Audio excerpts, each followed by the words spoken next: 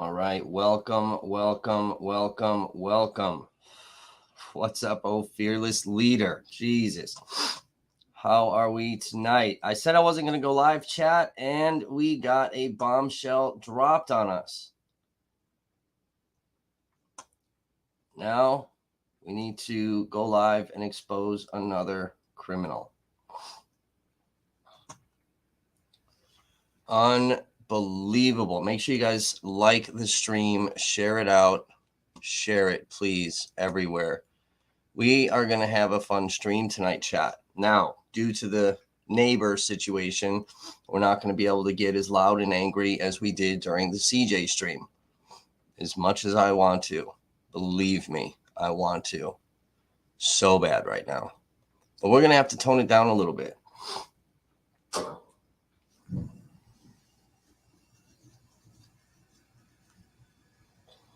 Share it out. Let me pull up what was sent to me today. Let's pull up what prompted this live stream.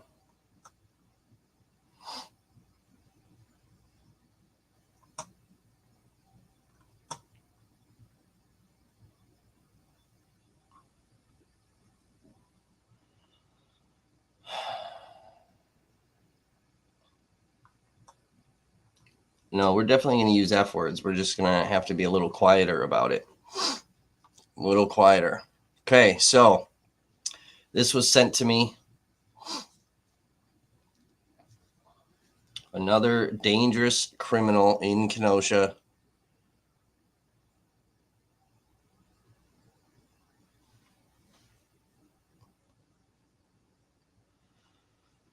So the document says, regarding Kenosha County Local Emergency Planning Committee, to the Honorable Kenosha County Board of Supervisors, placing special trust in his judgment and based upon his qualifications, I hereby submit to the Honorable Kenosha County Board of Supervisors for its review and approval the name of Kevin Mathewson to serve a 3-year term on the Kenosha County Local Emergency Planning Committee, beginning immediately upon the confirmation of the county board and continuing until the 31st day of March 2026, or until a successor is appointed by the county executive and confirmed by the Kenosha County Board of Supervisors.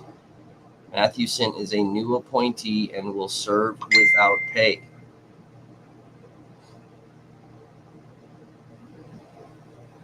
Can you fucking believe this? And surprisingly, not surprisingly, I mean, right after there's a racist attack on a black woman in Kenosha, right? We talked about this, the dealership that urinated on a young black woman's driver's license.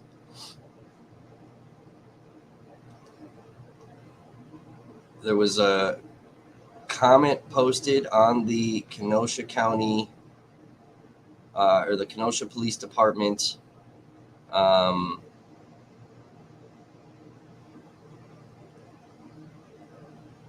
page in regards to somebody saying that Kenosha has a history of dealerships being set on fire. Maybe we should do it again. I think it's kind of interesting that Kenosha is in the spotlight again for some racist stuff. People are angry and outraged about what happened. And now all of a sudden, Mathewson and his militia are getting an appointment for an emergency planning committee. You guys hear my phone? My phone is blowing up right now. Share the stream out, guys. Hit that thumbs up. As you come in, hit that thumbs up. Share the stream. Make sure you guys are active in the chat. Today is going to be spicy. We can't be very loud. I'm angry, chat. I'm Let me just put it into perspective. As angry as I was during the CJ stream, I'm probably more angry. But I don't want to disturb my friendly neighbor.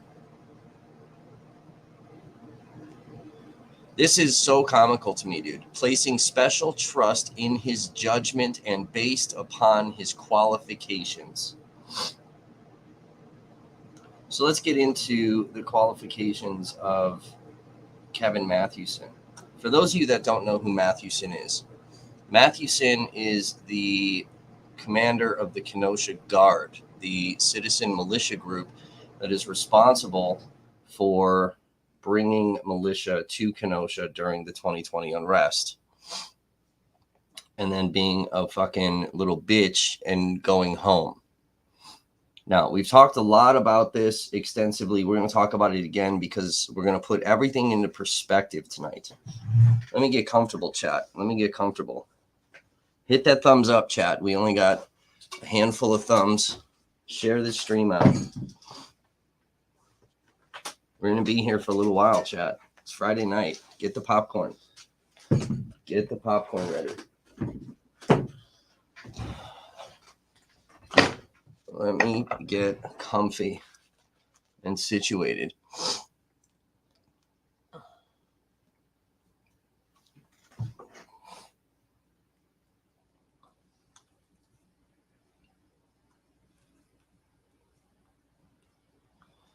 We're going to pull up some pictures here. We're going to show you guys why this man is dangerous. And then we're going to do a true Never Stop Media protest. This is going to be epic. This is going to be so much fun.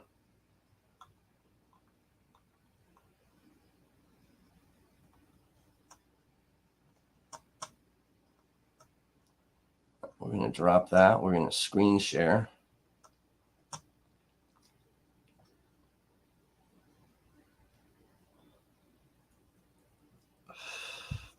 Hit that thumbs up on your way in, guys. Share the stream out. We're banned on Facebook. I don't think I want to go live on Facebook anyway for this, but share this stream out.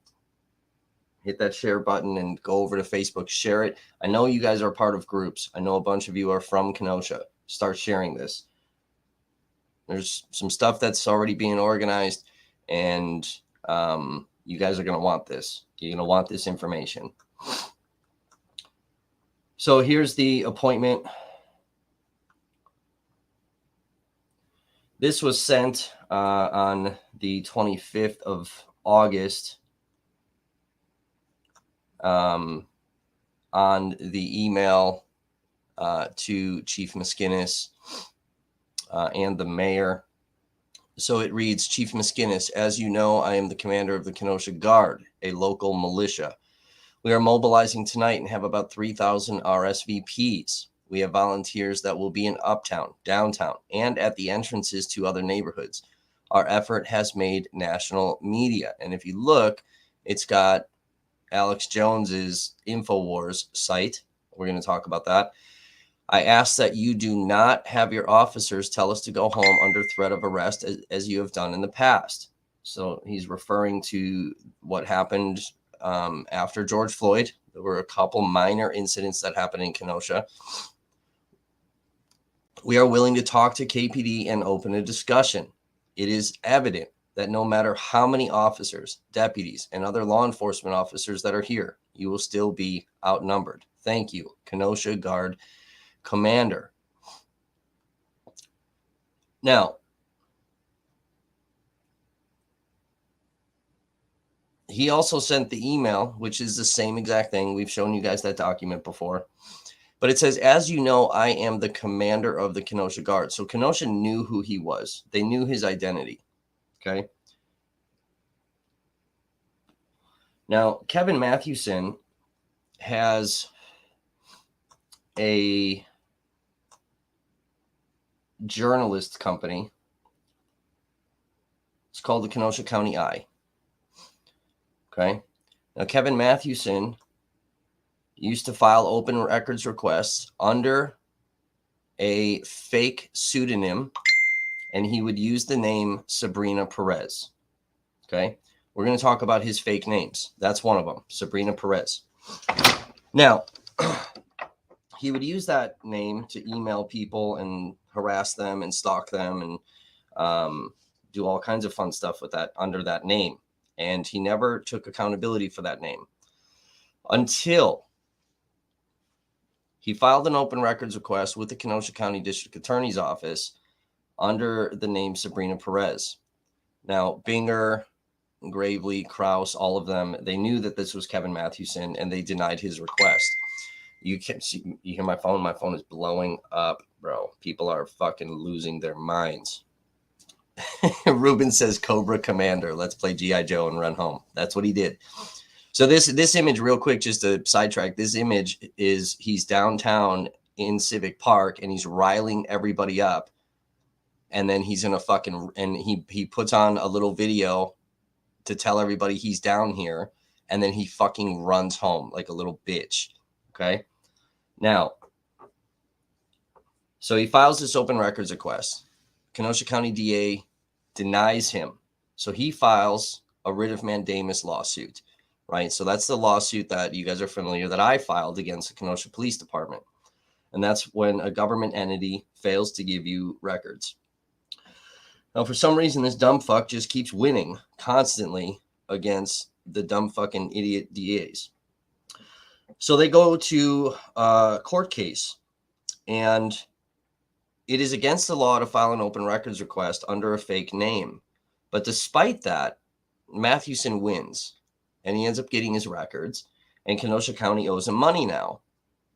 They had to pay for the court fees and all of the filings and all the stuff. They had to reimburse him, and he won.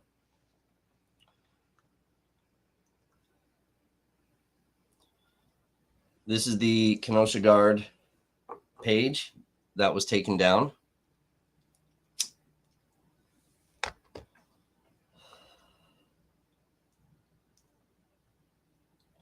This is the statement that he made after the Rittenhouse shooting.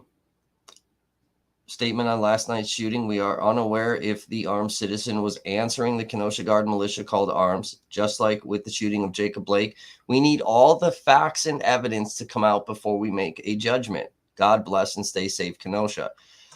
So it's kind of funny that he posted this, but this lunatic fuck is known for putting out a whole bunch of fucking rhetoric, okay, and false information. Here he is. This is his area. This is when he ran home like a little bitch. Okay, because that's what he is. He's a fucking little bitch. He's not looking too healthy recently.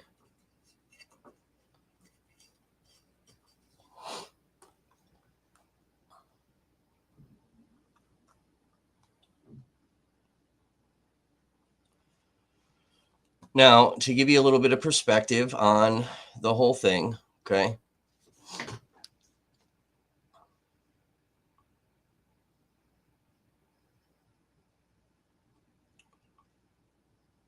And we wrote an article. So that article is coming through the chat. It's the 13 hours Kenosha ignored militia threat, okay? So we're going to read a little bit. It's Kenosha ignored threats is what Nightbot is putting up. If you haven't read that, read it and share it out. I'm going to read a few excerpts from it. But this basically talks about the 13 hours of militia threats that were coming in that law enforcement was monitoring. Okay. Now, this letter for the Kenosha Guard thing, this email, is the interesting part. This letter would also be emailed to former Chief Daniel Moskinis and Public Information Officer Lieutenant Joseph Noslick. Now, despite the email being flagged, so mind you, we have a copy of the actual email, okay? And the email was flagged. So, you know, when you go into your emails and you flag something, you know, to read later or whatever it may be, the email's flagged.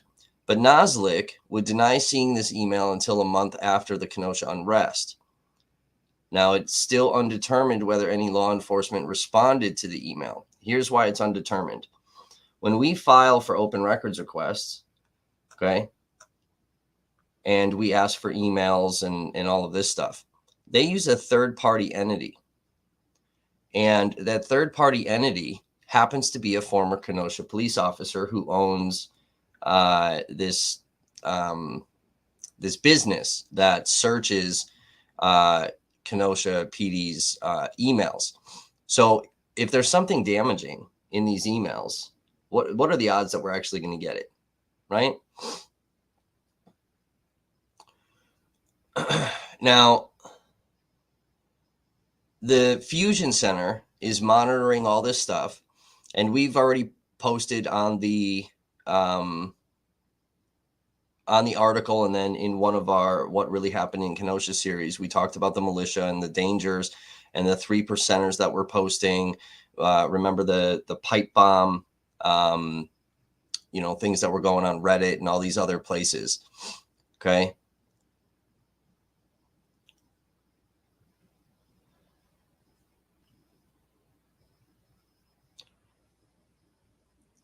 So we have copies of all the pictures from all the posts and things that were on the Kenosha Guard page. Not every single one of them, but a whole bunch of them talking about shoot to kill, all these different things. Now, emails and calls were coming into Kenosha law enforcement that day, warning of militia groups forming and the style of comments that were being posted. These individuals were told the pages were being monitored. Okay. Individuals even started reporting the group, the event, and violent comments, only to receive automated messages back from Facebook stating this event was reviewed.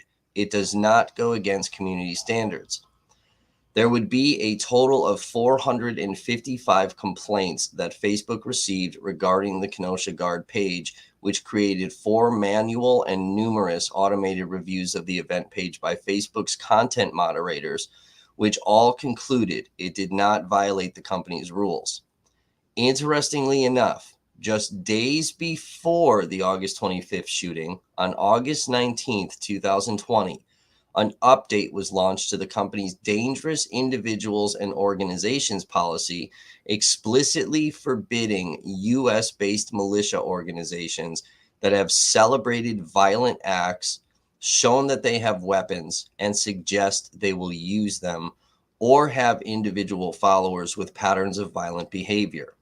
Now, Mark Zuckerberg would go on to say that Facebook deleted the event, only this isn't true.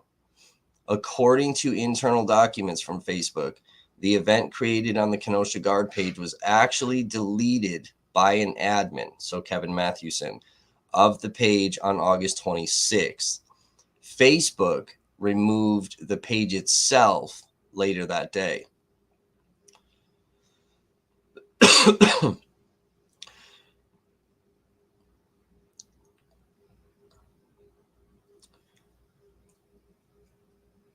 Now, the interesting part of where this goes big, and we talked about Alex Jones. So let me find this part in the article.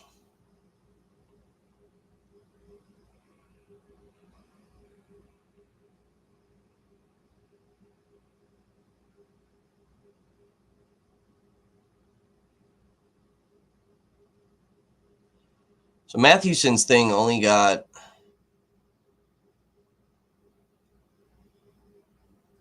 like 1,000 views.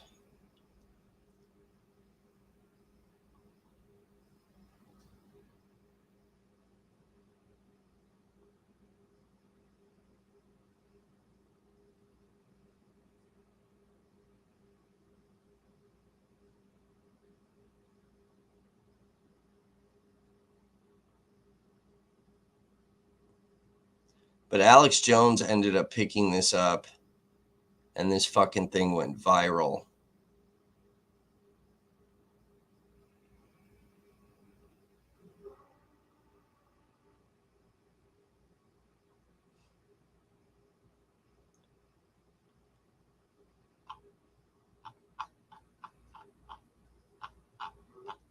There's a lot of detail in this article. I'm trying to find it.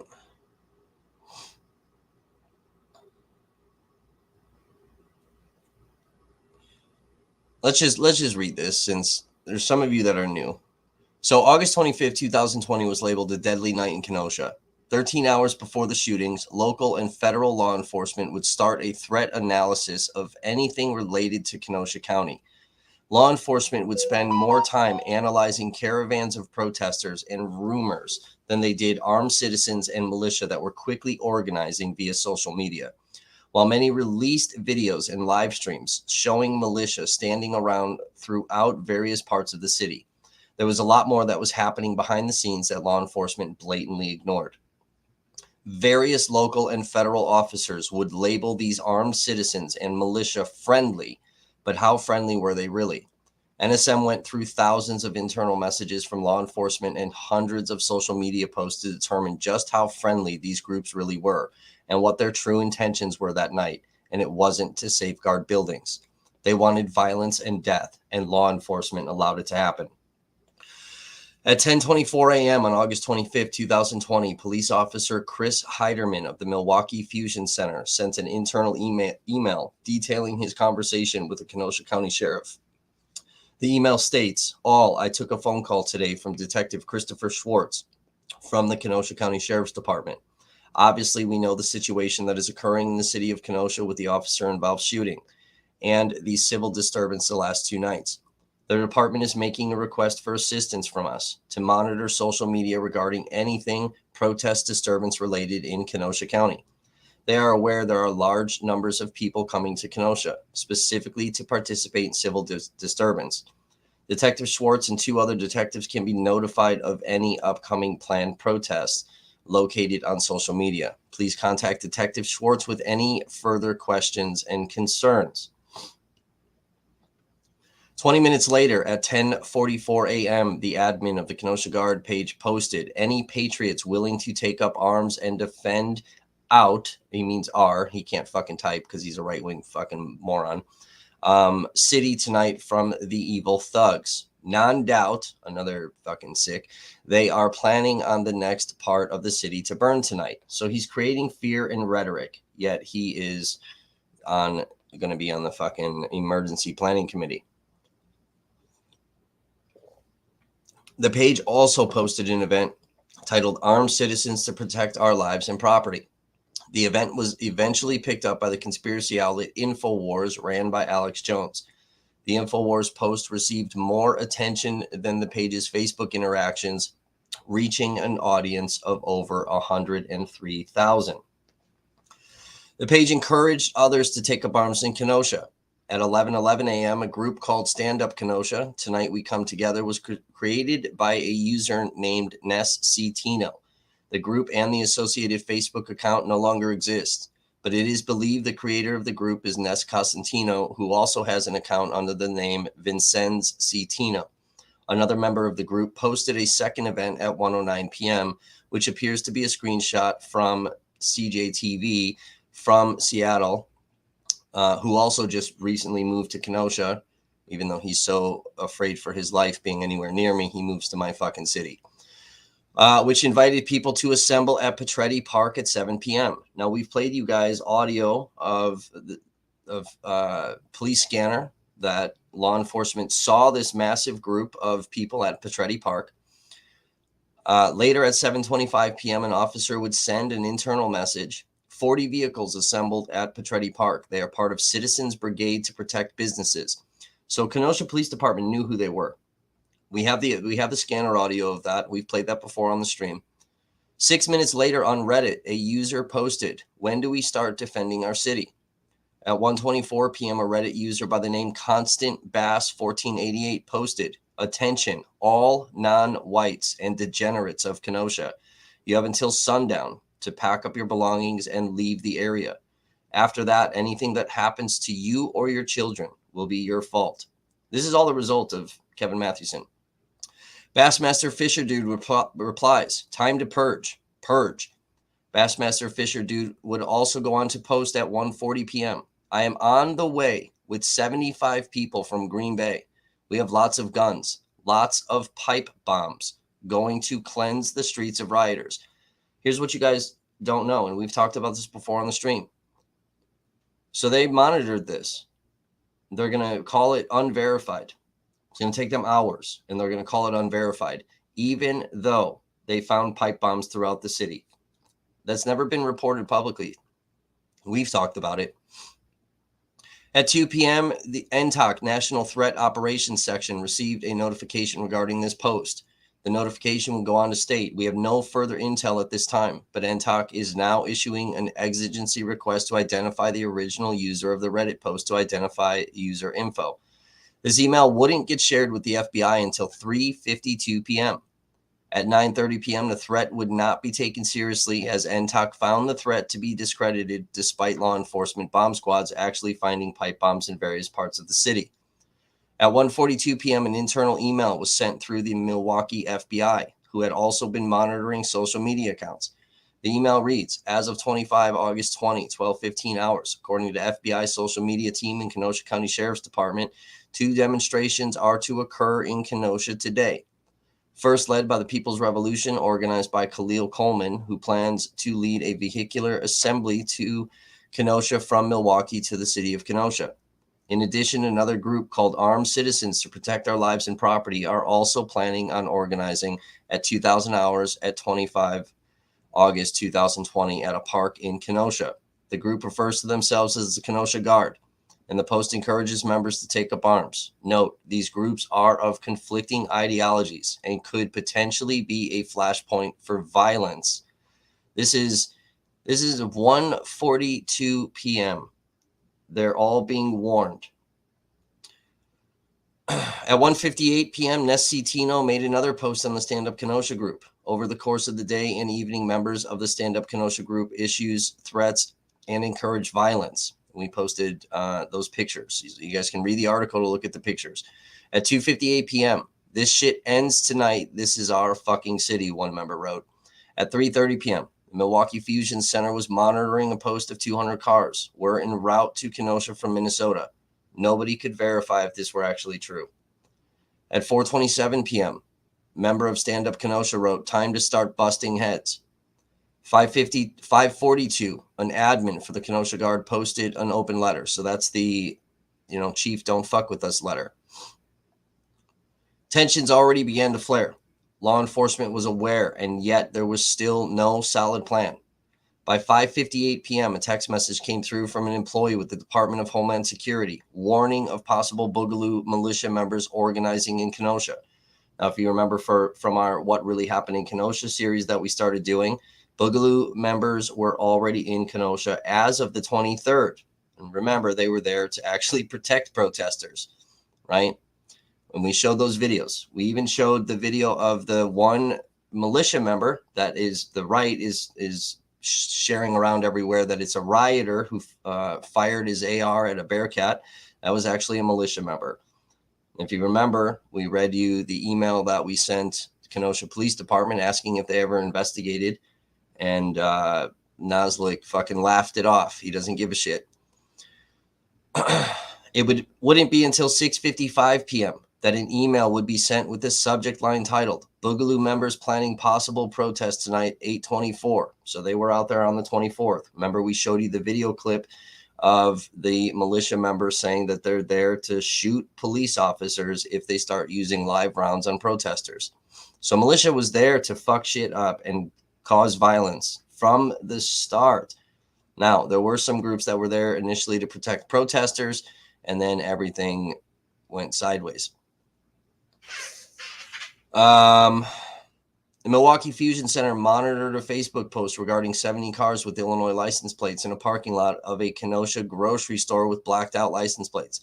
KPD could not corroborate this threat either. At 6:36 p.m., they flagged a post of 75 people in roughly 50 cars left Milwaukee armed with heavy jackets, goggles, umbrellas, face shields, and coolers were headed to Kenosha. Meanwhile, gathering all over Kenosha and heading there were far-right militia members armed to the gills and talking about killing people in mass numbers that didn't get the same amount of attention. Around 90 minutes later, an individual self-identifying himself as a state officer with the 3%ers Originals militant group reached out to coordinate with the Kenosha Guard. So Kevin Mathewson. Hey guys, my name is Paul Swick, state officer with the 3%er Original. We are trying to create a line of communication with you guys. What kind of expected contingency do you have that will show up tonight in Kenosha? Now, we posted a bunch of screenshots of the very ignorant comments that Paul Swick used. Again, those are all on the article that I'm reading to you guys. Shortly after, Mathewson would post a live stream to the Kenosha Guard page, letting people know that he was at Civic Park. Mathewson would run home before the curfew started. The page would go quiet shortly after that.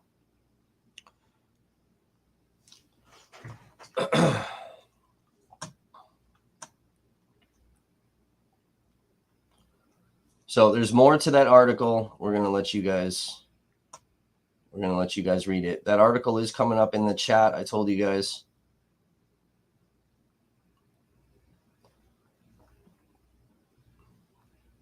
Let me pull up. Let's pull up some video footage for you guys. We know you guys like seeing this stuff.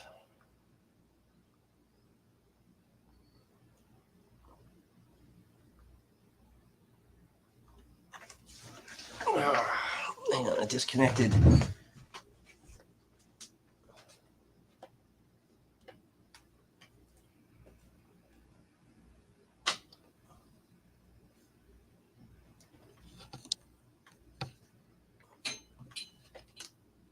I disconnected that external hard drive because I was doing something else. All right, let's get it loaded up for you. We'll get it loaded up for you, baby birds. Don't worry. Don't worry. It's Friday night, chat. It's Friday night. Don't worry. We're going to feed you, baby birds. How's everybody doing? Comment in the chat section where you guys are tuning in from while I find...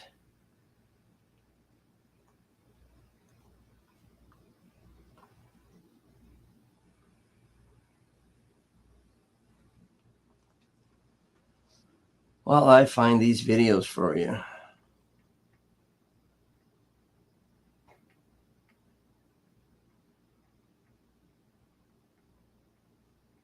Here's the clip of the militia member from the 24th. These are presumed... The National Guard? Hey, what are you?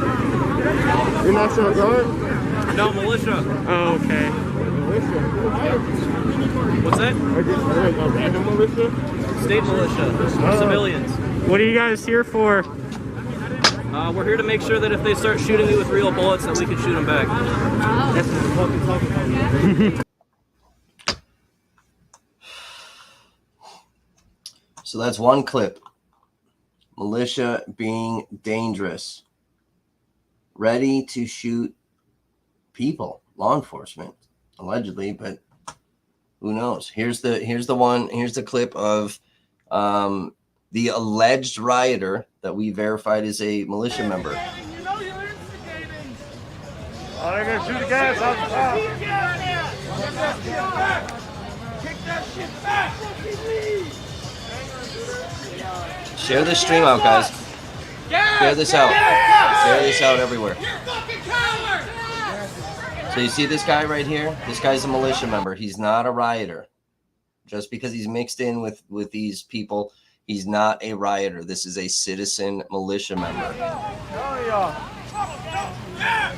So is this guy right here. This is a citizen militia member. Don't point it. I'm not pointing already. And this dude's squaring up with this Bearcat. Gas! Now they're going to end up gassing the protesters. Okay, you guys can watch this video. It's up on our page. So they're gassing the protesters now. Now listen carefully. Share the stream out, guys. Please share this out. We should have hundreds of people. See, he's over there in the corner. Listen. That's the first gunshot.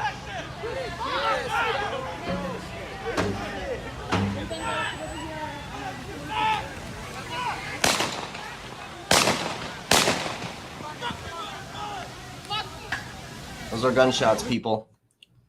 He fired at law enforcement, militia member who shot at law enforcement. We do have the document from that department verifying that they did have bullet holes in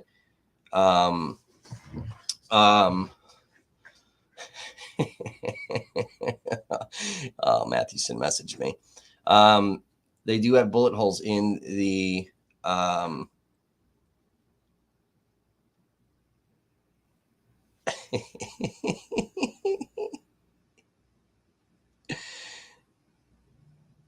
in the Bearcat.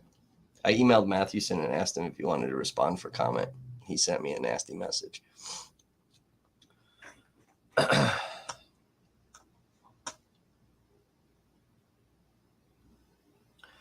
Now, Matthewson has gone on to create his online blog, which is filled with a bunch of defamatory comments, a lot of false light, a lot of false light, a lot of defamatory shit. You want to know what he said? I asked him, I said, do you want to comment on your recent appointment as Kenosha Emergency Planning Committee? He says, you're a violent career criminal felon. You do not have a home, assets, driver's license, or vehicle. I choose not to have a vehicle. You have no custody of your own child, and you are such a loser that you don't pay child support. That's not true. You are about to go to jail for that. I get $20,000 unique views. He put a $. I'm sure he just he can't type because he's so fucking his little mutton chop fingers are so fucking fat. But he put a $, $20,000. I'm sure he just means 20,000 unique views on my website per month, and I'm a bona fide journalist. You are not anything that even resembles a journalist. You scan for old ladies out of $5 and $10 here and there to buy cigarettes. You are an evil person that will most likely burn in hell for your lifetime of violence and horrific behavior. I have a great life with a beautiful wife and beautiful children that I support. You have nothing. In some ways, I pity you, but you are in this mess because you are lazy and refuse to work. You see what I'm saying? None of that is true. None of that is true. He's so stupid, dude. Let's get into it. So what Matthewson has been doing, okay? Listen, chat. What Matthewson has been doing. Matthewson is a former Kenosha alderman, okay? He has this he pretends to be a journalist. He writes a lot of very far-right extremist bullshit, okay? He writes a lot of stuff where he ignores facts of the story, okay? He leaves them out intentionally, like we've seen with other right-wing media outlets. He writes a lot of defamatory stuff, okay? He writes a lot of false light. So false light is basically where you're talking about something, but you're kind of misrepresenting the facts, okay? Yeah, Mutton Chops is watching. You already know he is. Fat fuck. So you misrepresent the facts. That's what false light is. It's kind of the layman's terms, the simplest way I could put it. And it puts out an agenda and a narrative. Now, he's been writing about specific people, and there's information that not only mine, but other people's, and we're just very vocal about my stuff because we're bringing awareness to the things that he does. But there's information, when we want information, right? There's stuff about us that is generally publicly available, okay? There's things that we can find on the internet, okay? You can file an open records request, and you can get publicly accessible information on people. Now, if you release that stuff, it's not doxing, okay? It's like when all of you super sleuths on the internet go and find things and you post it all over social media. You're not actually doxing anybody. The doxing part comes in where you find information on somebody that is not publicly accessible. Now, the allegation here, we're going to be dropping a lot of allegations, okay? Matthewson has a tendency to sue people for defamation. Let's get into a lawsuit. The allegation is that Matthewson is using his private investigator's license to get information on people that is not publicly accessible, right? So he has a badge. He's a licensed investigator in the state of Wisconsin. So he has access to more things than the rest of us do, okay? And he can't legally put some of that information out. So what he does is he creates alternate emails, alternate names. Okay. We've seen multiple names of his pop up in the chat on our stream, and we've had to block him repeatedly. And he's done it with multiple people in Kenosha. Gage Grosskreutz tried to file a document to change his name. That should have been a sealed document. And Mathewson got a hold of it and reported on it. So now Gage Grosskreutz is not even safe to change his name. Now, there's a thing, got his P.O. box number. Yeah, we have his P.O. box number. We also have his home address, too. We're gonna be doing a fun thing coming up here. It's going to be so much fun. I don't want to tell you guys what it is. We don't want to spoil the surprise. But we might go in the lemonade business over the summer. I'll just tell you that. We might go in the lemonade business over the summer. And it is going to be fun. We're going to encourage you all to come out. It's going to be a nice public event. Lemonade stand, hot day, refreshing, yummy lemonade. We already have somebody who's going to help us acquire lemonade. Okay. It is going to be a blasty blast, and you are all invited. All invited. We're already organizing this in the background. Okay. Now, he likes to write about me. He likes to take some of the bad things that I've done in my life and misrepresent the things that I've done. Okay. He likes to over exaggerate, hyperbolize. Okay. If you guys remember, the comments that come through about how I tried to murder my wife, that's not true. He's the only one that uses that phrase. He's written about many activists in Kenosha, exposing them, putting their lives in danger.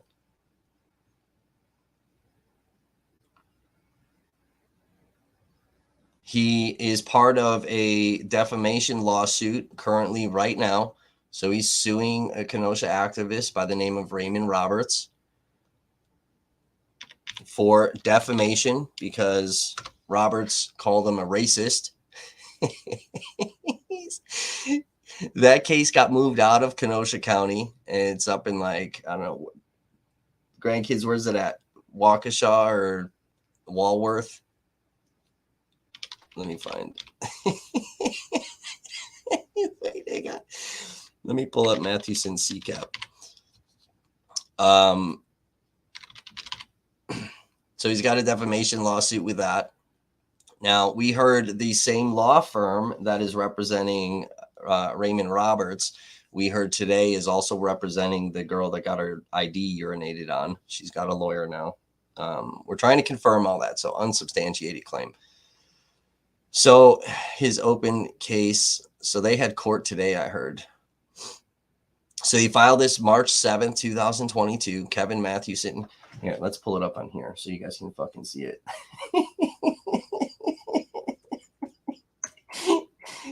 This fucking glue stick. We're not even done with the fucking juicy shit, guys. Hang on. Let's go here. Let's screen share so you can see what I'm doing. Walworth County, is that where it is? All right, Walworth County. So it got moved out of Kenosha to go to Walworth. So this is our CCAP system. For those of you that don't know, this is how you find people. So what Mathewson does too is he, I forgot what they're called, but he attaches these like little alerts. So like you can see the website information. He attaches these alerts that if anything changes to the website, so like if I upload a new article, he's automatically alerted. If anything on my CCAP changes, he's automatically alerted. Okay. And he attaches these things to each of the things. So every time you click on something new, it brings up a new URL. Let me tell you guys exactly what those are called.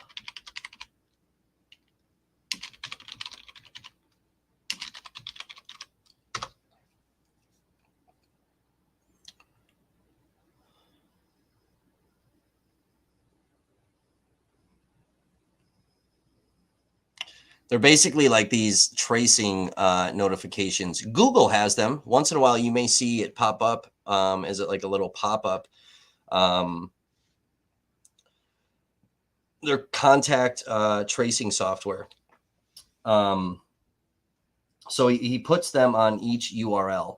So anytime anything changes under that URL, he's either emailed or texted. He gets an alert of some kind. That's how he gets shit so fast.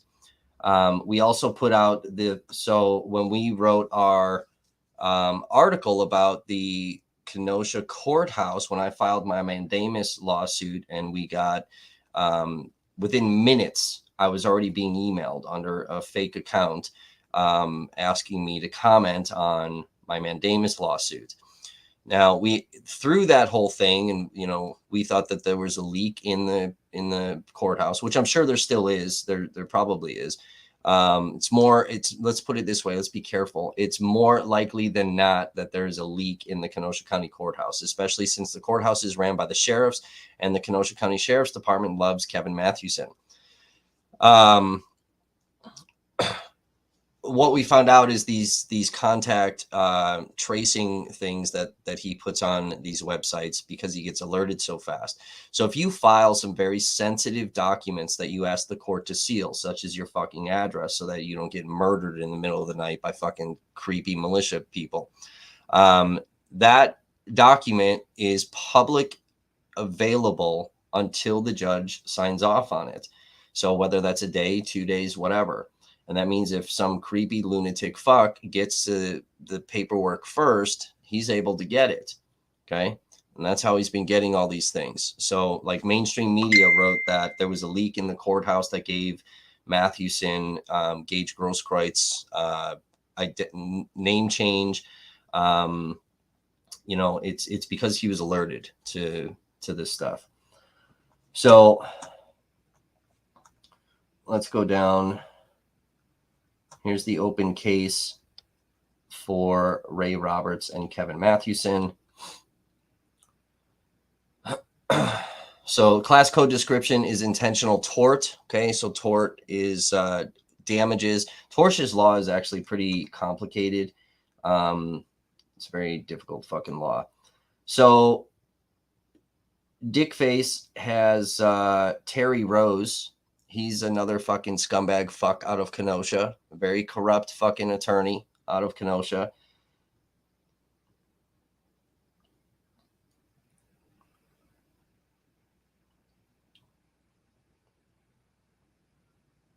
So there's a motion hearing for June 21st, 2023, July 2023. There's all these things. They're going to a jury trial. So if you guys want to go to that, that should be interesting. But this is out of Walworth County Judicial Center. Okay.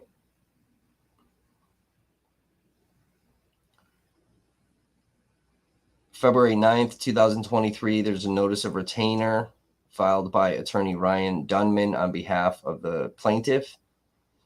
Order granting defendant's motion for partial summary judgment. This matter came before the court on February 2nd, 2023 on defendant Raymond K. Roberts' motion for partial summary judgment concerning plaintiff Kevin Mathewson's defamation claims related to Roberts' statements that Mathewson is a racist, white nationalist, and white supremacist. For the reasons stated on the record, the motion is granted. It is hereby ordered that defendant's motion for partial summary judgment is granted, and plaintiff's claims related claims are dismissed with prejudice. So Fuckstain lost that motion. Fucking scumbag. There's a witness list that was submitted. Plaintiff's third amended witness list filed by attorney Terry Rose. So Dickface has witnesses that are coming to tell everybody that he's not a fucking racist. He's not a fucking white nationalist. Okay. We got other axe motions. There's a lot of other axe motions. So there's all these things. There's another open case, Kevin Mathewson versus Mike Murdoch.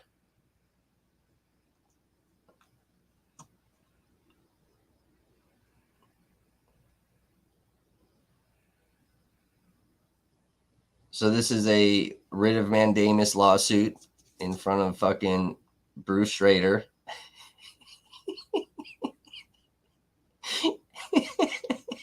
So he's suing for more fucking records. They always, I don't know why, dude. Listen, Kenosha, you fucking government morons are so fucking dumb. He wins every fucking time, dude. He wins every time. There's also, here's the one that gravely fucking moron, dude. So this case was dismissed April 19, 2022. Joint stipulation for dismissal with prejudice.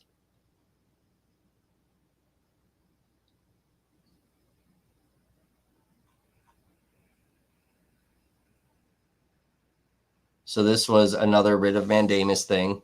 He also won. He won against Binger and fucking Kraus, because Kraus, like a stupid fucking idiot, took a picture on his cell phone of Mathewson sitting in the fucking courthouse. Here's Arrow Financial Services versus Kevin Mathewson for a money judgment. Judgment for money. Debtor named Kevin Mathewson, $5,756. This is back from 2008. What did you owe, dick face? but I'm a fucking scumbag.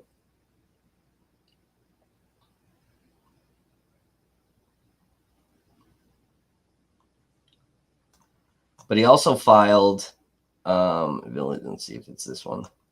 He also filed against the Village of Pleasant Prairie. So there's an injunction and a restraining order. Plaintiff's action was filed later than the 10-day period for suit limited by law. Second, the action was filed against the wrong defendants and not against the authority or authorities whose conduct he seeks to regulate. So this case was dismissed. But he's one of these right-wing fucks that, you know, with the voting fraud, he had cases on that shit. He was suing.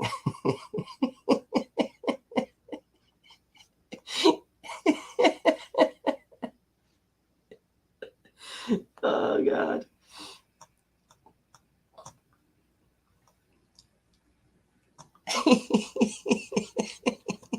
Stupid fuck. All right, let's get into some juice. We're going to drop a big allegation. You guys ready? You guys ready?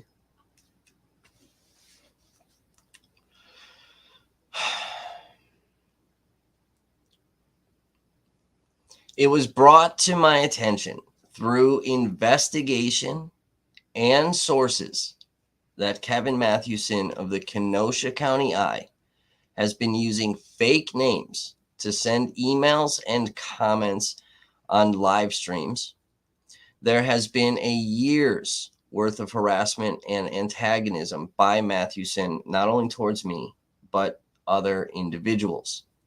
The names that we have uncovered are Deshaun Jenkins, Sean Jenkins, Linda Valentine, Rita Franco, Rita Lynn. That was a big one. That was another big one early on in 2020. It was Rita Lynn and Sabrina Perez. And we just screenshotted another one too.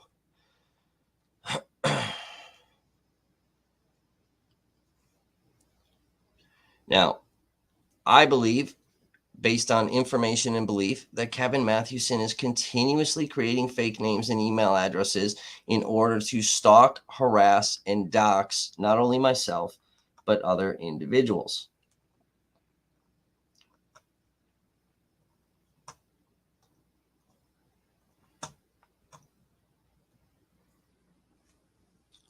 I have reason to believe that my old phone number that I've had to disconnect is being used to harass and threaten other individuals. You guys have seen and heard me while I'm live, my phone going off, and I'm reading text messages from spoof numbers. Okay. I believe Kevin Mathewson is responsible for these actions and using fake names and email addresses to harass, stalk, and implicate me in criminal activity that I've never engaged in.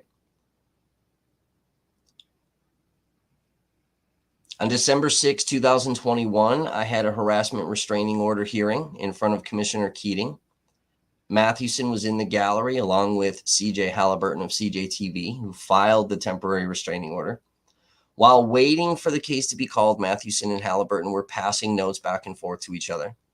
When the case was finally called, Keating's clerk had me fill out the possession of firearms form. So we've talked about this extensively, especially during the CJ stream we just did. While waiting for the case, we had to fill out this possession of firearms form, which I did. She informed me I had to write my address down on it as well. And this sparked a bit of debate between Keating and I. After Keating heard my argument regarding safety issues of my address and denied me to file a petition to seal my address, as I did in the mandamus lawsuit, he stated I could write down a P.O. box.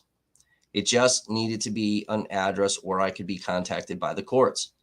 The address I wrote down on the form is a mailing address where I have my mail sent to.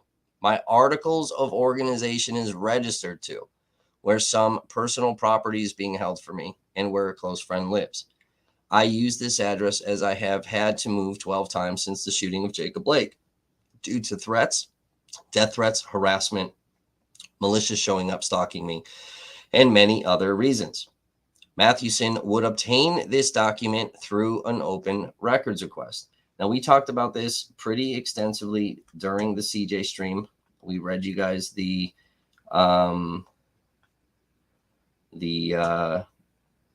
article that I wrote about what really happened during the CJ thing. Let me see if I can pull up the quick documents real quick.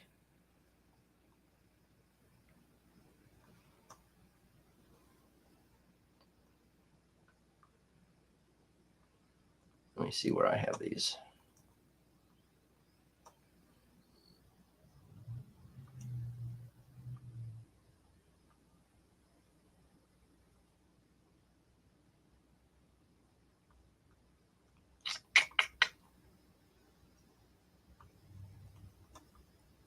I pulled these up for you guys the other day.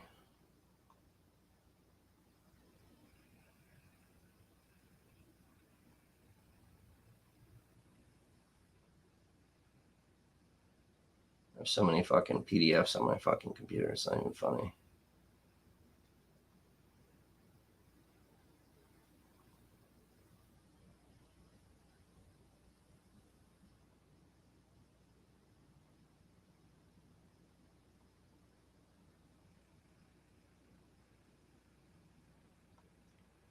Here's the one. All right, there's the one. Let me get the other.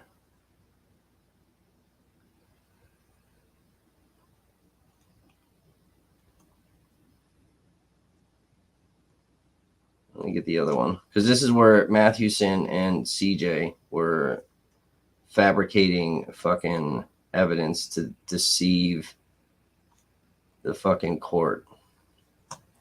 Okay. I got it for you, baby birds. Don't worry, I got you. Don't worry, baby birds.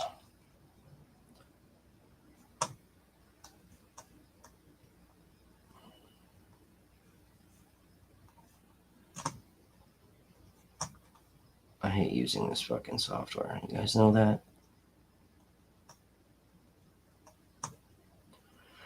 Okay, here is the firearms document that I had to sign. Okay. So as you see that the address is different. So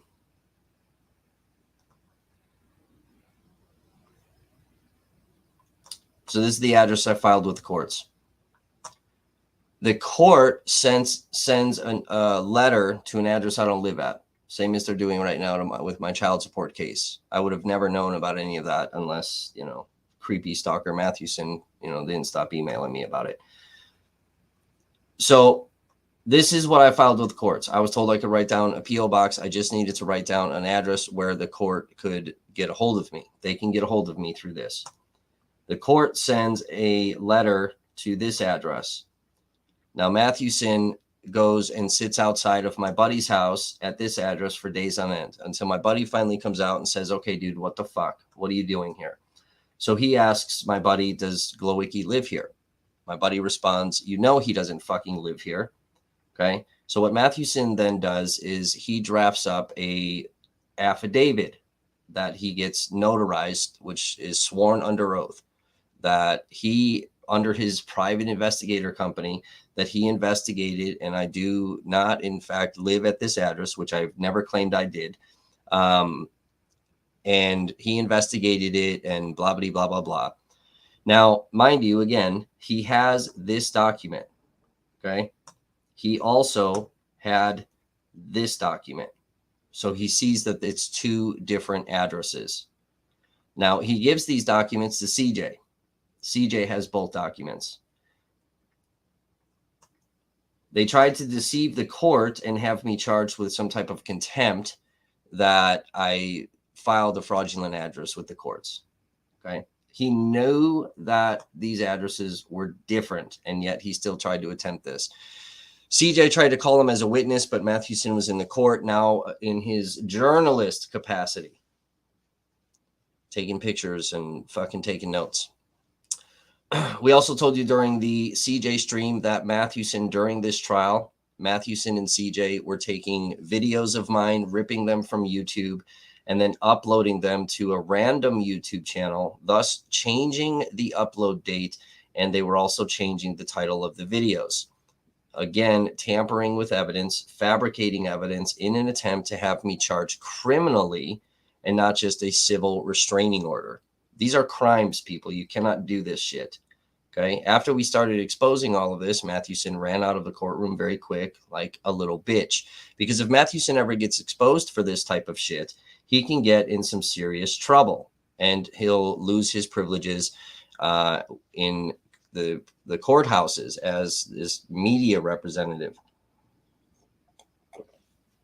Now, the interesting part is that you have to go through this woman. Her first name is Deneen. She's with the Kenosha News. She is the media person that you have to go through to get authorization to be inside the courthouse filming. And Deneen knows that Mathewson is a dangerous individual and has approved him to be in the courthouse. And the judges approve him all the time to be in the courthouse. But here's a man that tampers with evidence. He fabricates evidence. These are crimes, people. These are crimes. Okay. Now, on December 8th, 2021, I was doing a live stream on my YouTube channel when a viewer under the name Nicole Kessinger came in and commented that there was a warrant for my arrest. The name of the viewer, I have reason to believe, was fake and also associated with Kevin Mathewson. As this viewer was commenting that I had this alleged warrant, which there never was one, for obstruction and contempt, I received 2 emails. One from Kevin Mathewson. This is literally at the same time, chat. At the same time that this person is coming into the chat like you guys, I received 2 emails.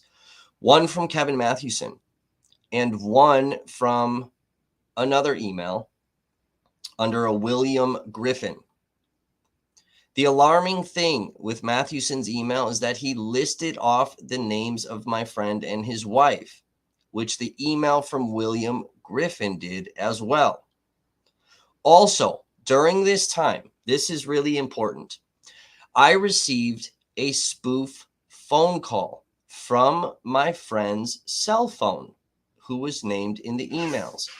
Now, the interesting thing about these spoof numbers, they're called VoIP numbers, VoIP. Okay. The interesting thing with these VoIP numbers is, let's say that I have your cell phone number. Okay. So like I have grandkids' cell phone number. I've got Don's cell phone number, right? I've got some of your cell phone numbers because we're friends and we talk. I can go into one of these VoIP accounts and I can put that cell phone number in there. And let's say that grandkids and Don have a restraining order against each other. I can message Don from grandkids' fucking cell phone and start harassing Don, knowing that these two have a restraining order, and whoever the defendant is can now get arrested for harassing and violating a restraining order. The other thing about that is it'll show from the number, okay? It has this weird kind of look to it, though. Now, the only way to prove this is to access your phone records. And by the time you're accessing your phone records, you're already arrested and in jail. You have a bond. You may not have money to bond out, so now you're sitting in jail, okay? And now you're having to go through the process, and eventually you'll be found innocent that you didn't do anything because that phone call will actually never show up on your phone records. But there are some phone companies that don't give you phone records. That's problematic for people that use those types of phones. Now, the other crazy thing is that I can also put grandkids' phone number in there and call Don. Now, when Don picks up his phone, he'll see that it's grandkids calling him. Now, when he answers the phone, the weird part is that his phone will then ring and his phone will be calling grandkids. So simultaneously, both phones will ring once the phone is picked up. So again, if there's, let's say, restraining orders, now you have phone calls that are being initiated and both parties are calling each other. So by the time law enforcement figures this all out, you're already in jail. So this is what happened on December 8th. While I'm live and all these emails are coming in, okay, all stating the same exact verbiages, okay, I get a spoof phone call from my friend where my address is listed. So I answer the phone and the phone rings and I'm now calling my friend. Directly after this call, I received 2 spoof phone calls from Wendy Cabal. You guys know her as Billy Violet. Now, the interesting thing about this is that Mathewson writes about Billy Violet constantly, and he's also doxed her. He's put her life in jeopardy. Mathewson has her cell phone number because he's filed tons of open records requests. He has my buddy's cell phone number because he sat out in front of his house. He's friends with my buddy's father, who is an alderman of Kenosha. Okay. And both of these, he knows I'm connected to both of these people. And I get these spoof phone calls while I'm live with everybody. Very quickly, we figured out what the fuck was happening. Okay. Now, directly after this, I ended up reaching out to both my friend. Hang on, I gotta mute my phone.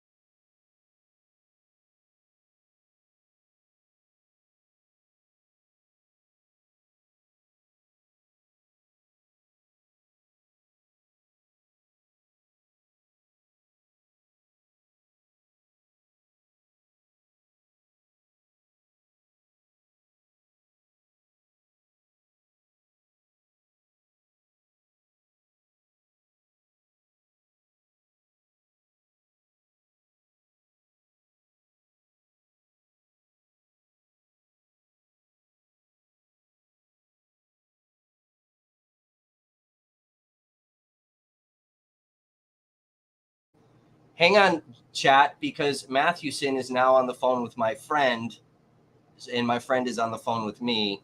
Matthewson's creating drama. So give me a second. I'm going to mute the mic again. I know I'm muted because I'm on the phone. So give me a second. Matthewson's creating drama behind the scenes.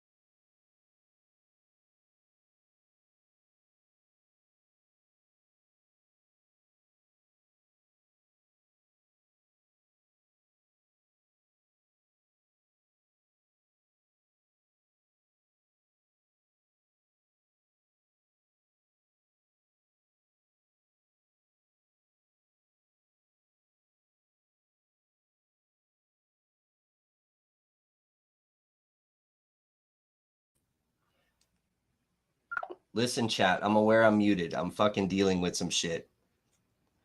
Here's what's happening. Matthewson is on the fucking phone calling my buddy right now because he's a fucking stalker, calling my buddy, telling him that I'm fucking blasting him all over the fucking internet right now. So listen, chat. This is what a nutjob lunatic fuck this guy is, okay? We got to tone it down. We got neighbors. So we get these spoof phone calls, okay? And I call my buddy and I'm like, hey, did you fucking call me last night? He says no. Okay. I message Billy Violet. I said, did you call me last night? She says no. She shows me the screenshots that her phone indicated that I called her multiple times. Okay. Now, due to the simultaneous emails from Matthewson and the spoof phone calls, based on information and belief, I have reason to believe that this was all Matthewson. Matthewson is the only one that would have my buddy's phone number and Billy Violet's number and my cell phone number. Okay. It was also brought to my attention that Matthewson notified the Kenosha County Sheriff's Department. Okay. And the Sheriff's Department went to the address to investigate, as did Matthewson, who sat out in front of my buddy's house like a fucking nutjob stalker.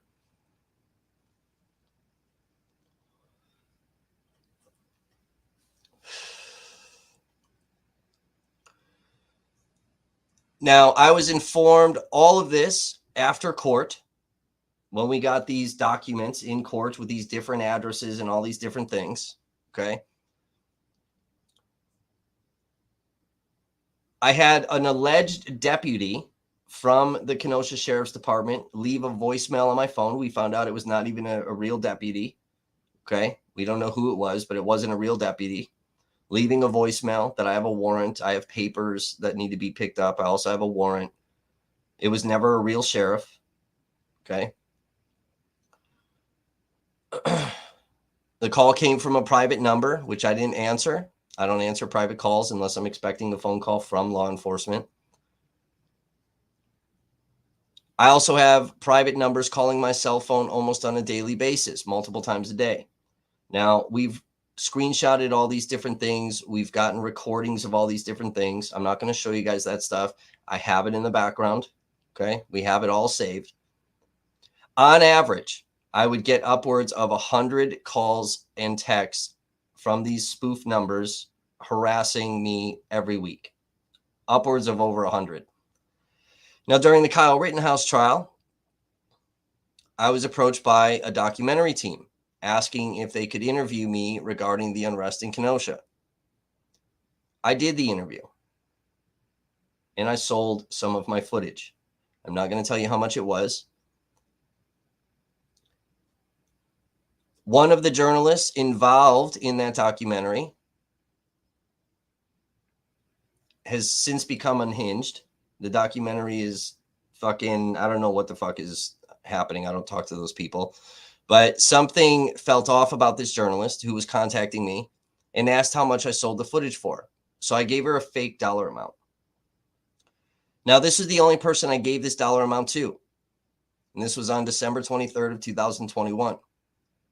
The journalist has direct access to Kevin Mathewson, who was also interviewed for the documentary, and has been giving Mathewson private information on several of us who were interviewed for this documentary. Mathewson is the only person in the documentary who has been fixated on me. On December 31st, 2021, I received text messages by one of the spoof numbers talking about the false dollar amount that I had given to the journalist, along with other personal information that only that journalist would know. Now, that number has been texting me before I met this journalist, so I don't believe the spoof number is associated with the journalist. And the individual using the spoof number has directly threatened physical violence towards me. The following day, Mathewson sent a text message to the head of the documentary team regarding me. The messages sent to me and the head of the documentary tie Mathewson to this. Based on information and belief, I have reason to believe that Mathewson is the person using the spoof numbers. On several nights in March and April, I received over 17 calls from a private number along with text messages from spoofed numbers.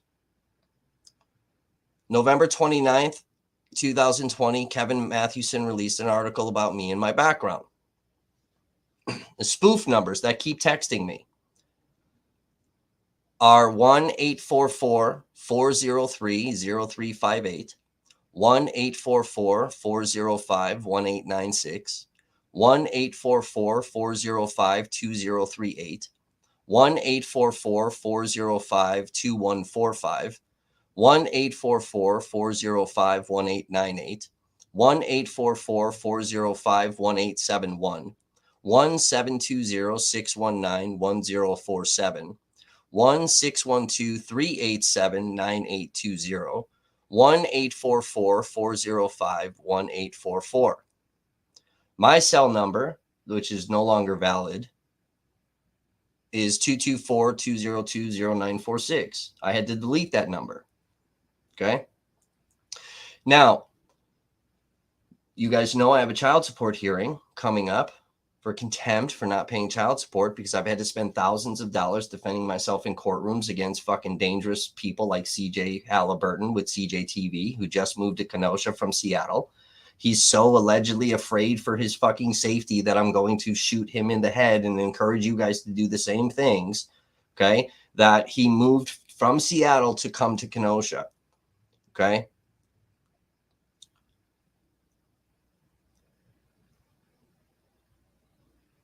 I've had to delete this number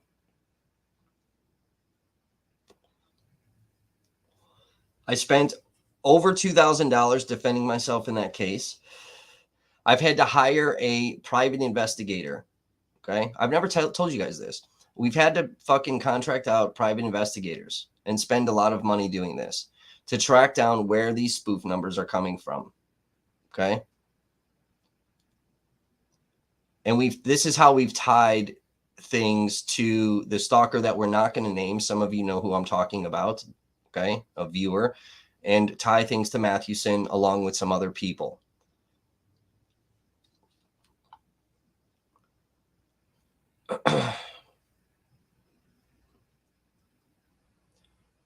Now, during a live stream, I received an email from a viewer with a video link. This individual used this link to gain access to my IP address. I have reason to believe that this was also associated with Kevin Mathewson, somebody closely related to him. On March 17, 2021, I filed the writ of mandamus lawsuit against the Kenosha Police Department. Minutes after filing the lawsuit, I received an email from a Nathan Greel. I have reason to believe this email is a fake account, possibly associated with Mathewson. I wrote 2 articles regarding my lawsuit and how it became public information within minutes of me filing it before it was scanned into the system. I also obtained video footage from the Kenosha County Courthouse. We put this up on the website of Kevin Mathewson entering room 204 and taking pictures of what was on the computer screen, most likely of my court case. Now, the time frame involved in this correlates with the email I received and Mathewson obtaining the information about my lawsuit. We tracked down all the timing of it. Okay. Now, Mathewson taking pictures of the computer screen, he's not allowed to do. You can't go into the courthouse, look at the computer, pull up these documents and fucking start snapping pictures. Now, Rebecca Matosic, or whatever the fuck her name is, never fucking chastised him for this.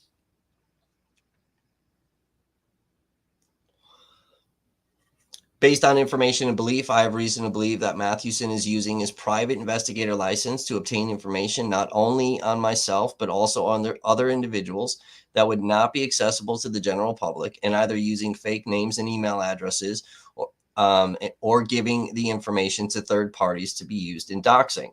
This is all illegal. Okay. This is felony use of a computer and a cell phone. Now, my child support case that I have coming up. Okay. Mathewson starts emailing me about this.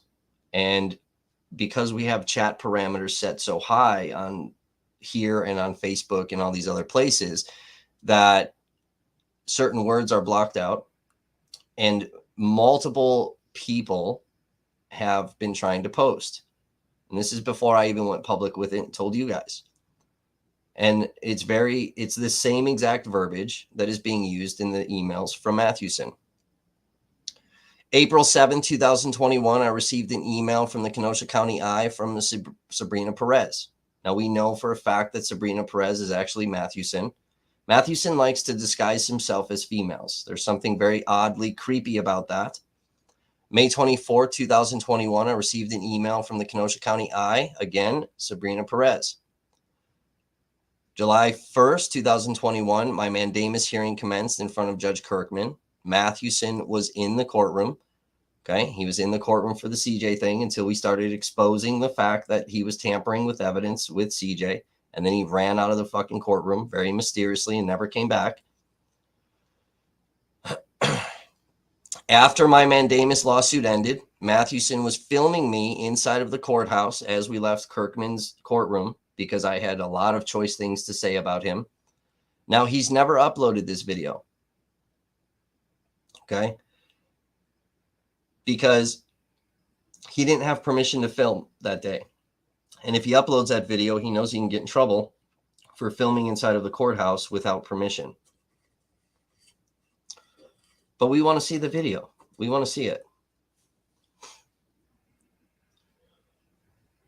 Now, as we got outside, Kenosha County Sheriff's Department was trying to fucking calm me down. They were talking to him all nice and friendly, calling him buddy. And that was Sheriff Olson. Okay.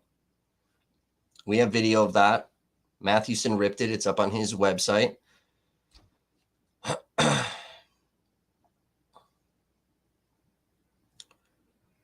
November 29, 2021, I received another email from Kenosha County I. This time it was from Kevin Mathewson asking me about the temporary restraining order. Now, the reason that Kevin Mathewson had to come clean is because he was trying to win the records that he filed under the false name. Okay. And then around this time was the Kyle Rittenhouse trial.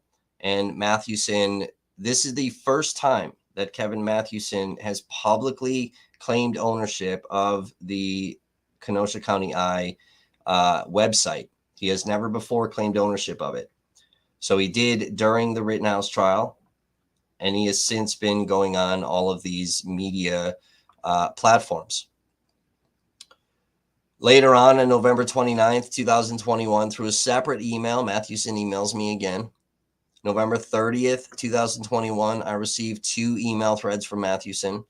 Same on December 8th, 2021, I received more emails. Everything we have is saved. Everything.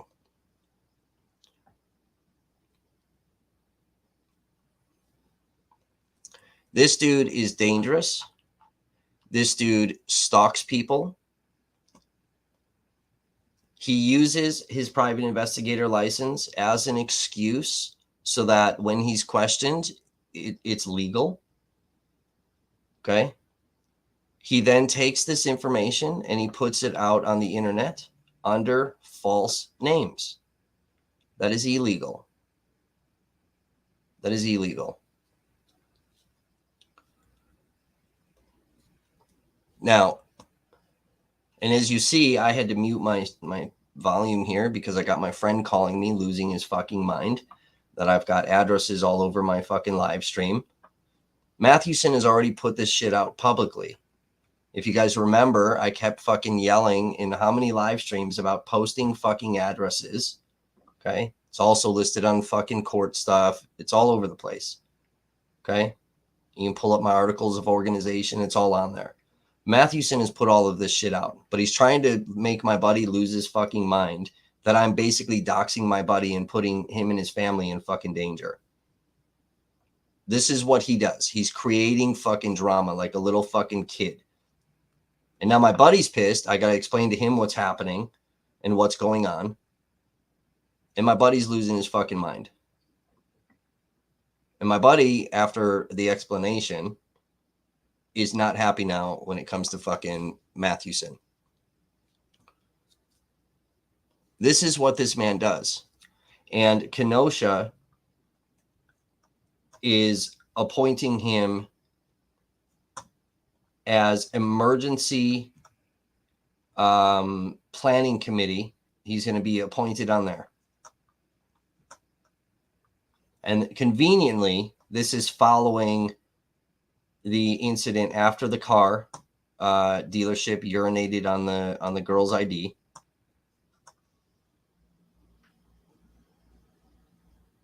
And somebody put out, a threat that the dealership might be burned down. And this is the person that's going to be on this planning committee, a dangerous militia person who brought militia to Kenosha.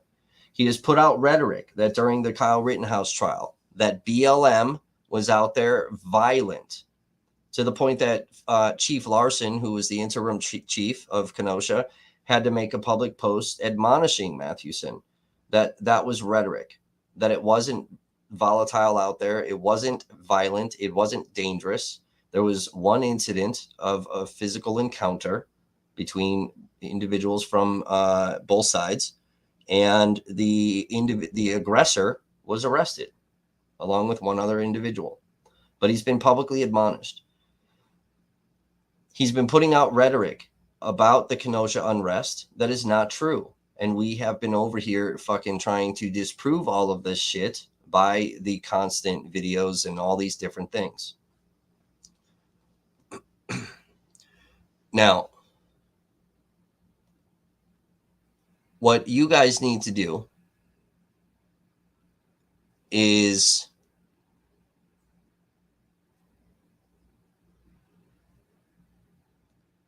we need to go on an email blast, and we need to start blasting with an email blitz. We're going to go into full protest mode. Remember we did this with the Hampton Inn down here with their fucking bullshit? we need to go. We need to go and start an email blast. Okay. And I'm going to give you guys some emails. First, we're going to put up Mathewson's email.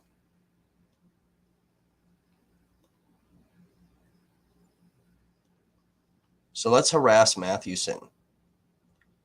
Not harass him. That's a bad word. Let's not use that word. Let's not do that.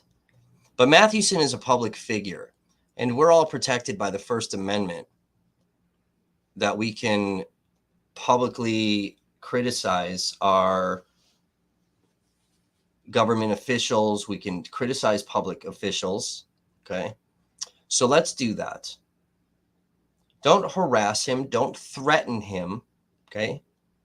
Don't do that. Let's make that clear. But if you guys want to write to him and let him know how you feel about him and his dangerous activities throughout Southeast Wisconsin, I encourage you all to do that. He's a public figure. So here's Mathewson's email. Let's post this in the chat. And the same as you guys all get fucking psychotic about super sleuthing and fucking posting on Google over car dealerships and all of those things.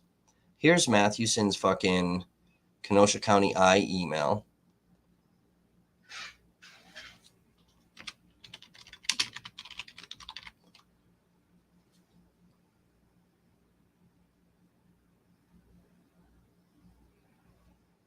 So let's go on an email blitz and blast him. Let's criticize him for being a dangerous piece of shit fucking individual.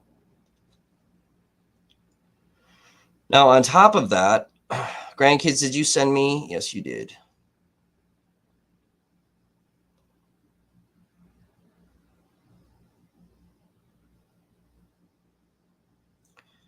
On top of that,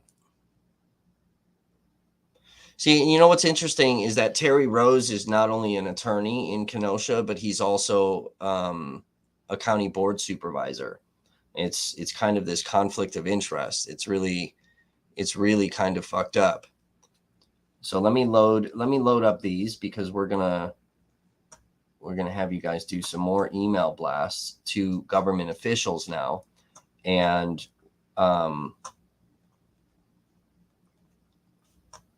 we're going to criticize them.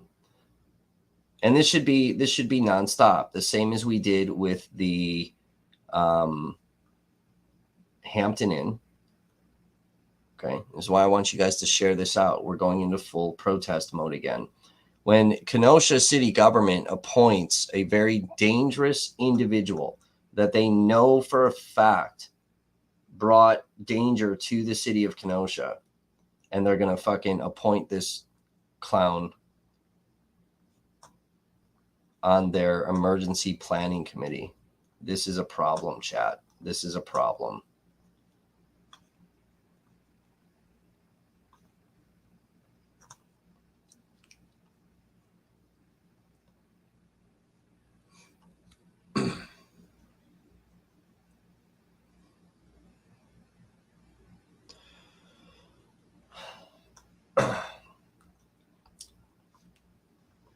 Now, this is County Board Supervisor for District 1. This is William Grady. Okay. William Grady's email is william.grady@kenoshacounty.org. Okay. You can email this individual and let them know how you feel about this appointmentship of a dangerous militia member whose activities has led to death, whose activities has led to people's lives being in danger. Okay. Mathewson wants to fucking call my buddy about fucking addresses, but Mathewson has led people to my ex-wife's address where my son lives. But he's so fucking high and mighty that, oh, Kevin's over here fucking doing all these things. Okay, so this is William Grady. Then we have Daniel, I don't know, Gashke. I don't know how to say this name. County Board Supervisor for District 7.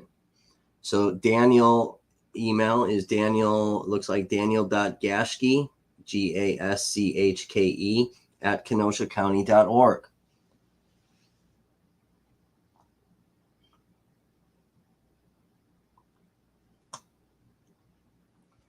Laura Belsky, Laura.Belsky at kenoshacounty.org. Now, all of these things I'm pulling up, there's also phone numbers listed as well.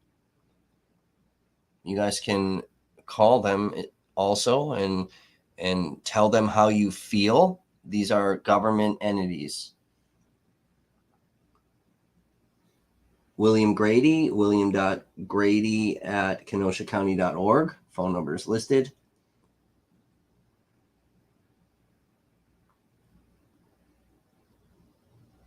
You got Zach Stock up here, Gabe Nudo. That's another one that should probably be investigated. Okay, here's all these people. Gabe Gersten. All their contact information is here. Let's do a blitz about on their emails, and let's flood their emails with our opinions of them.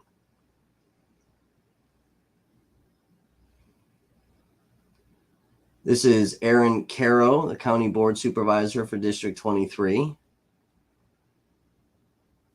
Here's the gas station. Now, there's an interesting thing. Let me show you. This is how corrupt this city is. So something I'll just be honest, something I've been investigating that we got a lot of information on. And because of finances, we haven't been able to get to some of the stuff that we've wanted to do.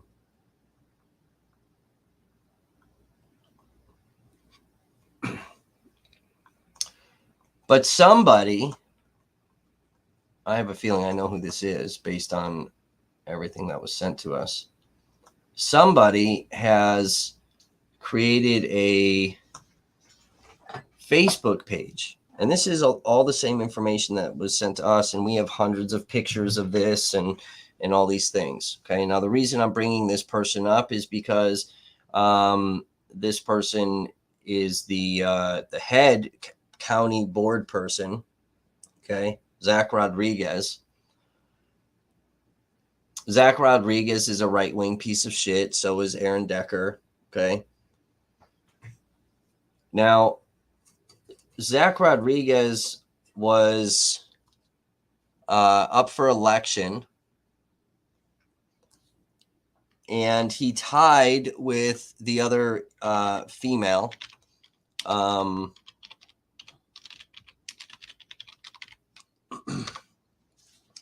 And what they did, for those of you Kenosha people that have no fucking idea, what they did was they drew names out of I don't know, not like a hat, but like a hat. Like they drew names because they tied in the election, and they drew names, and the winner ended up being Zach Rodriguez.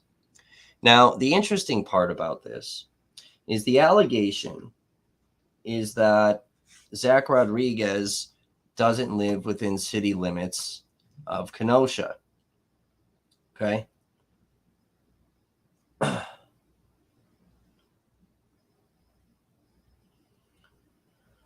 A little sus that Merck's mod won't let me post a link to this stream. That's because a lot of us don't allow links, outside links on each other's streams. Especially like if Mercado is live right now and you're posting a link to draw his viewers. What it does is it draws his viewers away from his stream to bring them here. We also don't allow that either because it takes people away from our stream. Right. So it's not sus. It's just rules of the platforms. So Zach Rodriguez during the election told people that he lived within the Kenosha city limits or Kenosha County limits. Now, there's no official rule that government officials in Kenosha can't do this. They can't live without outside of city limits, but it's frowned upon. And other government officials in Kenosha that have been outed for living outside of their districts and the city limits or the county limits, once it's been exposed, they've ended up resigning. Now, since Zach Rodriguez is the county supervisor, he's the head person. He represents the 8th district. And that district is mostly comprised of 63rd Street to 76th Street and Sheridan Road to 30th Avenue. Okay. Now,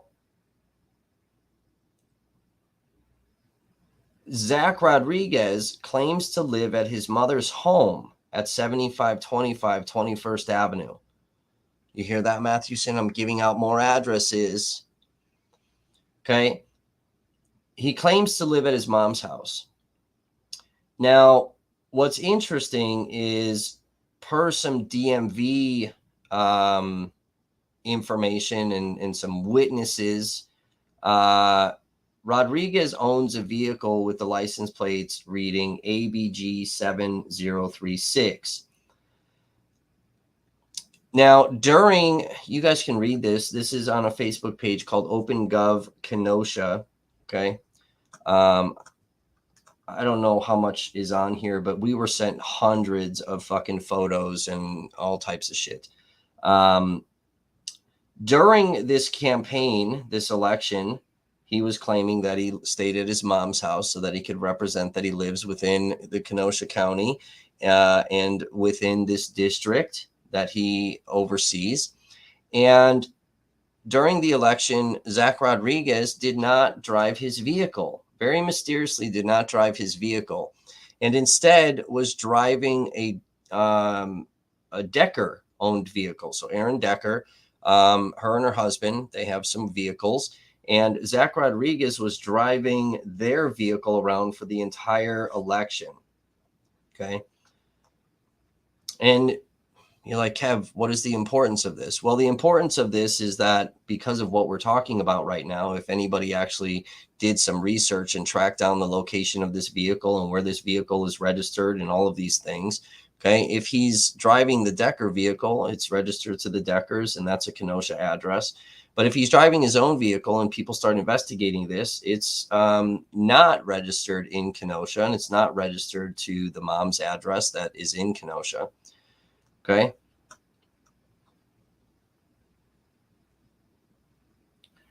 Now, this post goes on to say, the treasurer position then changed to the Kenosha County Board of Supervisors Chairman Gabe Nudo. Sure, it was nice of the Deckers to allow him to borrow their vehicle during his campaign, though it leaves one wondering if Zach's treasurer put the use of the Decker vehicle on his campaign finance paperwork as an in-kind donation, given their ethical obligation to do so, or risk failure to disclose all donations and possible implications of quid pro quo arrangement in an elected position. Now, there's video on October 5th, 2022. You can see the outline of what appears to be Zach Rodriguez exiting and walking away from the vehicle owned by the Decker family. On this date, Zach was heading into the Kenosha County Administration Building for the Judiciary and Law Committee, which he chairs. Okay. So this dude is in charge of several different committees. He's the big head honcho of the Kenosha County Board of Supervisors, and he's lying about things. He's very unethical. And this is an individual that would be approving Kevin Matthewson to be appointed on this fucking safety fucking planning committee. Now, It's been shown through hundreds of pictures that we've received. Okay, and we'll see what's posted down here as we scroll down. That Zach Rodriguez has been found to be living in Somers, not even within the borders of the city that elected him with this little pull a name out of a hat type situation. He lives in Somers at a place called Market Square Apartments. Okay. It's the apartment complex that's between Sam's Club and Festival Foods on Green Bay Road.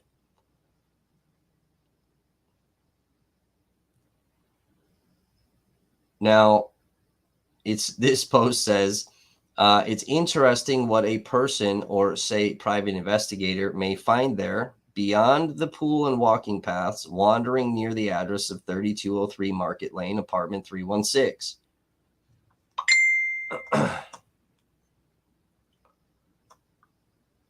Between October 6, 2022 and November 10, 2022, you will see pictures of the Decker family vehicle, which is being driven by Supervisor Zach Rodriguez. Some of the pictures are from the back of the vehicle, which faces south. If you zoom in, you can clearly see Walmart or Sam's Club in the background. Other photos will be from the back of the vehicle facing north, which will be shown clearly the buildings of Market Square Apartments. On November 8, 2022, Rodriguez lost his campaign for Kenosha County Clerk of Courts. So he lost that to Rebecca. Less than 5 days after losing his bid for the clerk's office, Zach is back to driving his personal car. However, it appears that he upgraded his Ford, same plates though, expired plates, but nonetheless, still his plates. It was found that Zach is living at the apartment with the blue lights surrounding the outdoor banister, apartment 316. So here's all these pictures.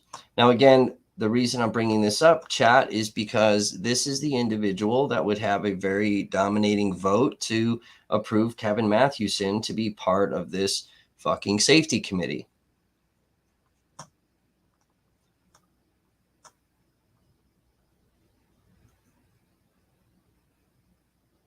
So this is the Decker van.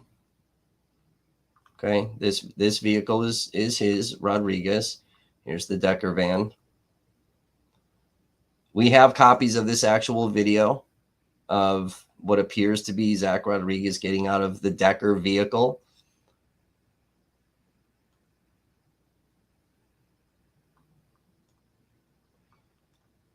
I got asked who posted this. It's so funny. Is the same person that sent us all this shit.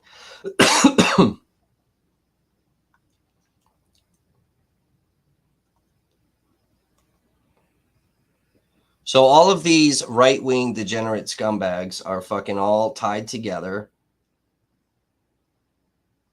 And they're going to appoint a very dangerous militia member, known militia, known stalker, known troublemaker, known individual that has death on his hands with no accountability. Raymond Roberts claims that Mathewson is a fucking white nationalist. Well, if you go and watch podcasts that Mathewson is on, what if I claim that he's a white nationalist? Am I subject to defamation? This would be funny. You want to get me in a courtroom, Kevin? That would be, the world would love to see that. So allegedly, Mathewson is a white nationalist. I think it's safe to draw some conclusions that might be plausible. It's more likely than not. He's allegedly a racist. I think that might be plausible. It's more likely than not.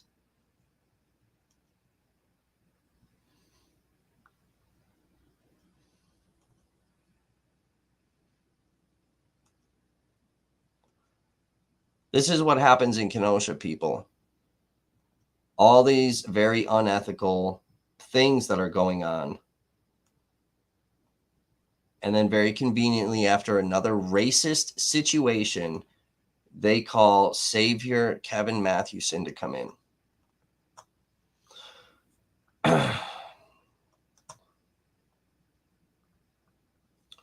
So you guys can go to that Facebook page, look at it further if you want. It's again called OpenGov Kenosha on Facebook. So we were sent all this stuff. We were asked to investigate it. I investigated as much as I possibly could with what I have available. I never finished, and apparently they got impatient and fucking posted.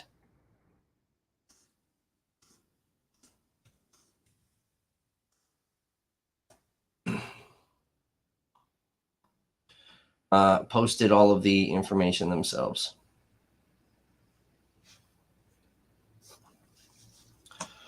So that's that. That's what's happening. Hello to all the stalkers. So we have CJ Halliburton, Carl John Halliburton of CJTV, who's a lying, fraud, fucking thieving piece of shit. He's another right wing who can't fucking see racism because he's a fucking scumbag fuck, who's so afraid for his safety because I live out here, and he claims that I've told people to fucking attack him and shoot him, even though that's never happened. And he's so afraid for his life because I'm a stalker that he moved from Seattle across the entire country to fucking move to Kenosha. So he lives there now. So here's another criminal, dangerous individual. But Kevin Mathewson's not going to talk about him because CJ is basically sucking fucking Mathewson's fucking teat right now, and their buddy, along with Nathan DeBrune, who's another fucking pussy scumbag fuck, they're all together in this big little conglomerate. So for those of you that live in Kenosha, I'm very sorry, but your city is becoming more and more fucking dangerous, and you guys need to figure it out. Do what you need to do. I don't know, but this is problematic.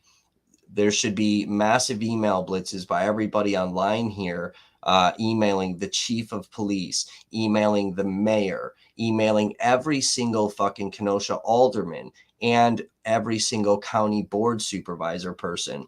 You guys should be doing all these things. Email blitzes, phone campaigns. Okay.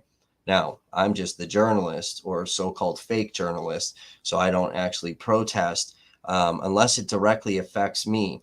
I moved out of Kenosha because I was chased out. Now I've been trying to expose Kenosha and a lot of things, and I've been doing it myself with no help from anybody. So what would be great is if we could band together and we could get this motherfucker investigated for illegal use of a cell phone and a computer. Because what happens then is when we tie these things, and there's warrants that get applied in court orders and all of these things, and when we tie him to this criminal activity, he loses his fucking private investigator license, okay? Which means he's no longer allowed to legally fucking stalk all of us and fucking harass and intimidate and be a creepy fat fuck, okay? So we need to get an investigation, but a lot of these things are going to cost some money. We need to all band together, all of us that have been fucked with by this man, okay? We need to get all the social media fucking things that have gone out about us and all get all the screenshots of everything, all the fake names that you guys have uncovered, all the weird email addresses that have been emailing you, okay, because that's associated with him. And we need to combine together all of these fake names, these fake emails, okay? If you are getting these weird phone calls or your phone has gone off from somebody you know, and then you answered it and your phone is ringing as if you're calling somebody, then your number has been spoofed. And if you've been harassed by Mathewson, it's probably more likely than not that it's him, okay? So we need to band together as a unit. And what we should be doing is we should be filing some sort of class action lawsuit against this fucking degenerate piece of shit. Okay? We need to get lawyers and we need to file a big, giant fucking lawsuit.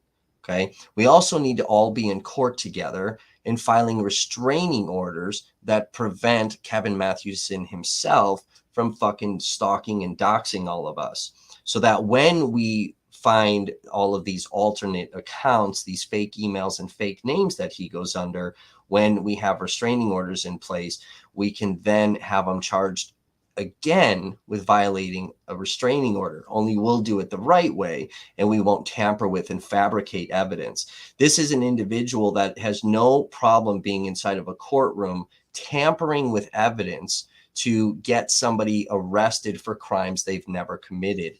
This is problematic. This is the individual that Kenosha wants to appoint for their emergency safety planning committee.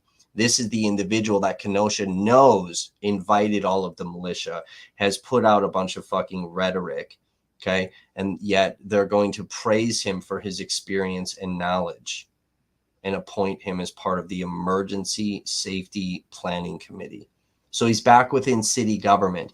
This is also the same individual that investigates people in city government. So this is the right that is bringing him in so that he can fuck with the left that are public officials, okay?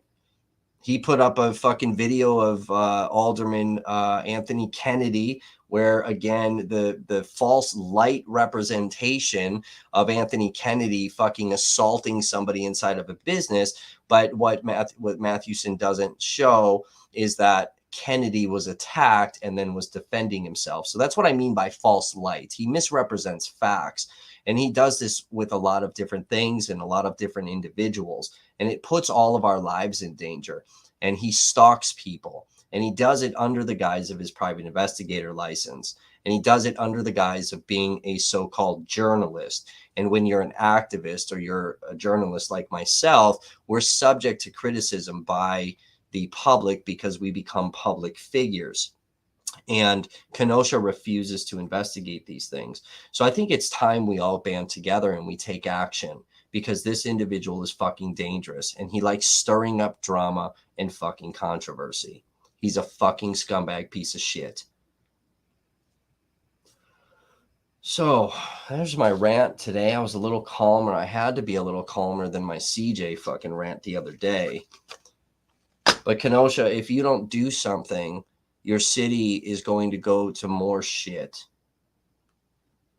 So this isn't just organizing and holding some fucking signs outside of a fucking building, okay, and going into these fucking county board meetings, all right? This is fucking, there needs to be a lot more fucking action.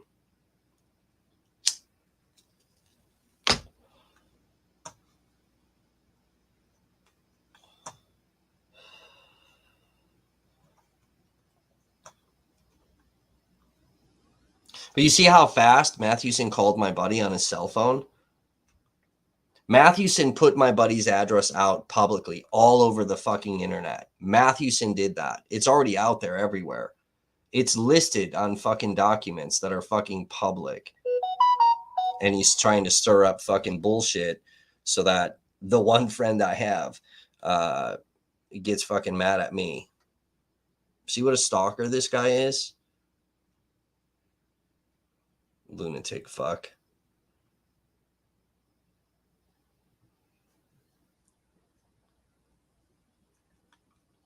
So any questions from anybody? What do you guys have to say? Who wants to be part of this? Grandkid says this guy needs to be out of Kenosha. 100%. 100%. I agree.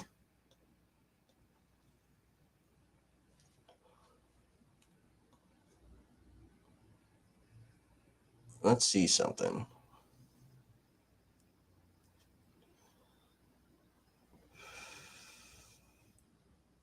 Hey Kevo, how long have you owned your house? You wanna let me know that? How long have you owned your house? Let's look at something real quick. You guys wanna see something funny? Let me find it. Just give me a second. Let me find it.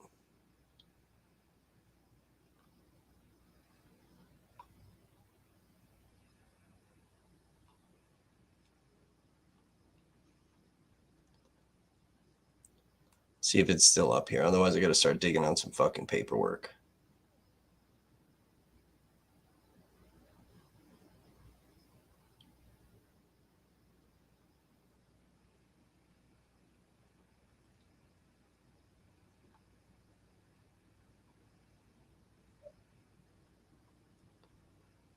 Let me find it, baby birds. Hang on a second.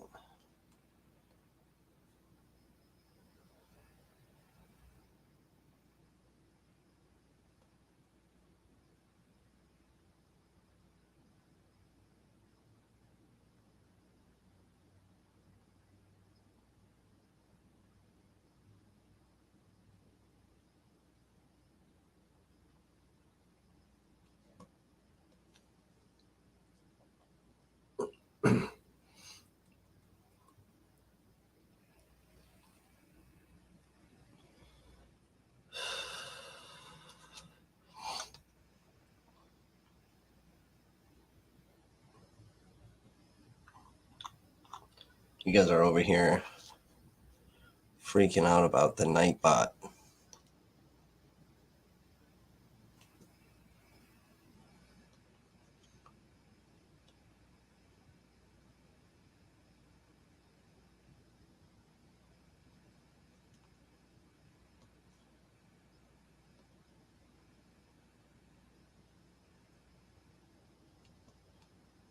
Huh.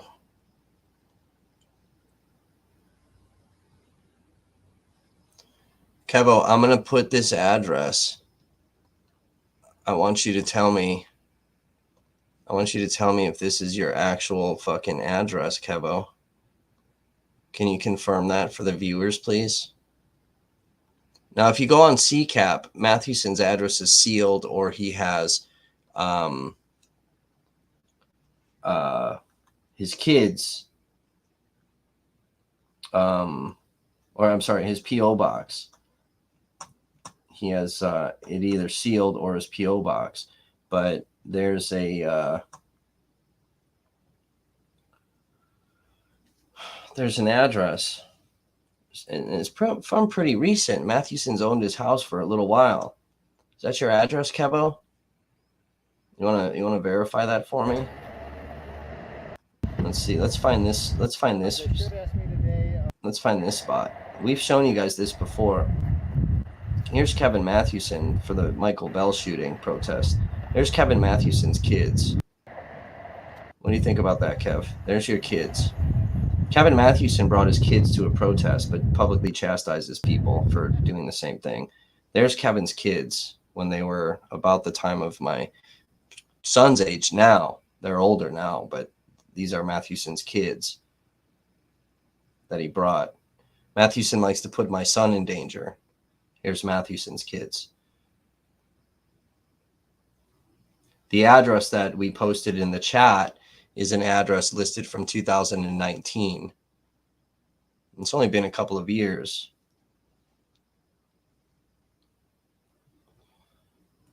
Mathewson's owned his house for a couple of years. This your address, Kevo? This your address? The interesting thing is that the lawsuit for all this voting fraud thing, it actually had his address. I have to go through my paperwork because the address was updated to his P.O. box.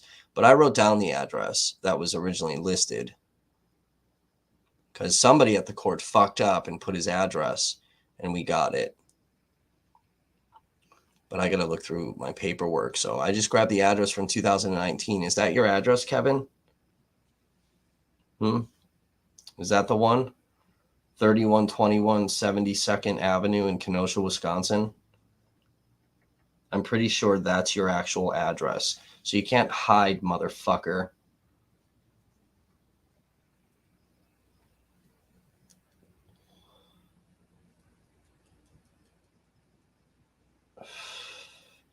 But there's Kevin Mathewson's kids. Very nice. Oh, man. What are everybody's thoughts about this scumbag piece of shit?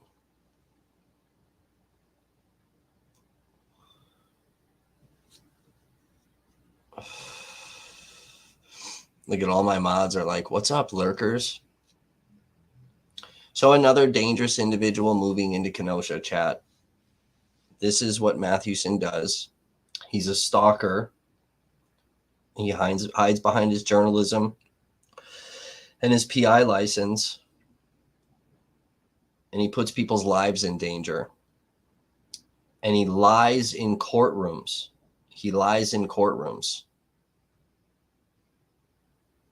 Kev, why don't you email me your affidavit? We'll read it live. We'll pull it up for the viewers. We'll read it live for everybody. The affidavit that you tried to fucking bring into the CJ restraining order, where you tried to deceive the court. Okay? See, the problem, Kevin, is that every time you come at me, I'm too good, you stupid motherfucker. You've never got me. Never. Never.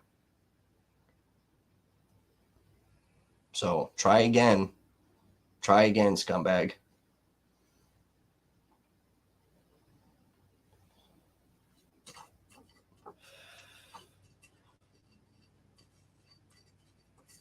And using your little pawn fucking CJ Halliburton, that didn't work either. You guys tried to fucking bring actual criminal charges on me by tampering with and fabricating evidence. That didn't work either. See, despite you wanting to talk about my background all the time, okay,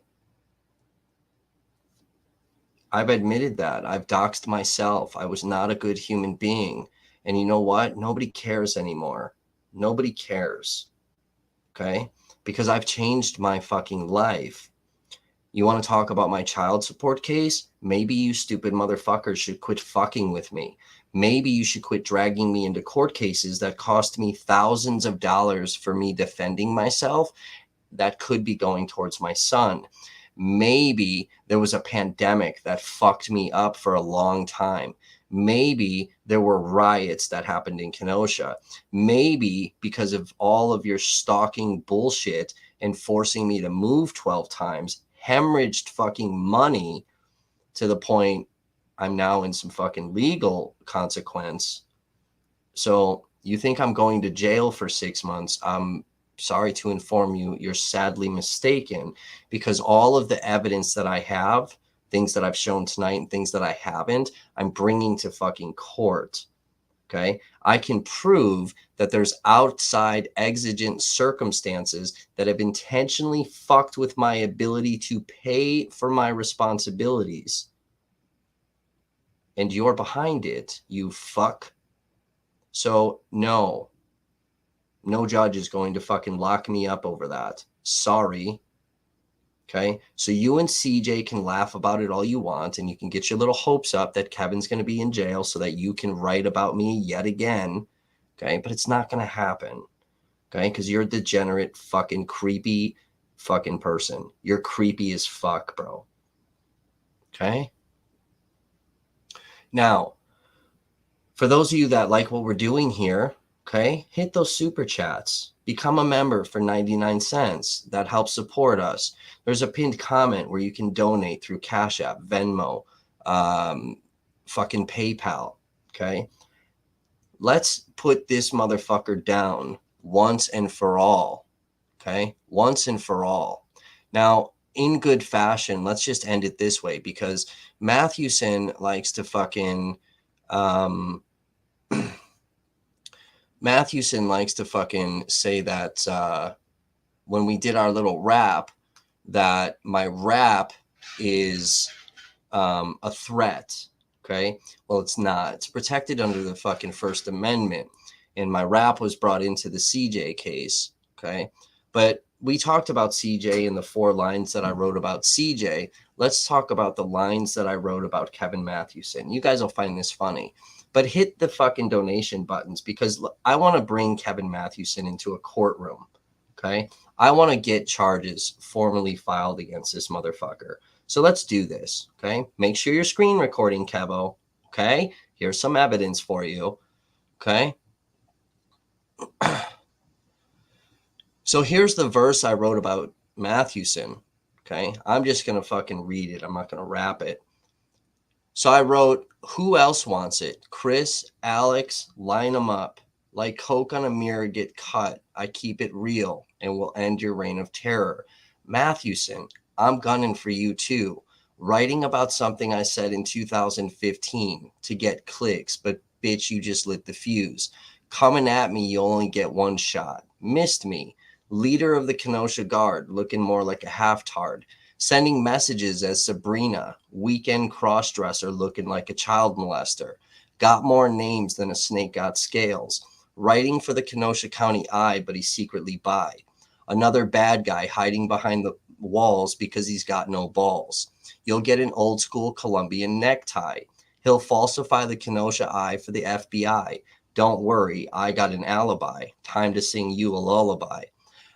I know you're not used to me, so I gotta read you a nursery. Not so fucking tough when I'm out in front of you. Better fasten it or have your body bag get zipped.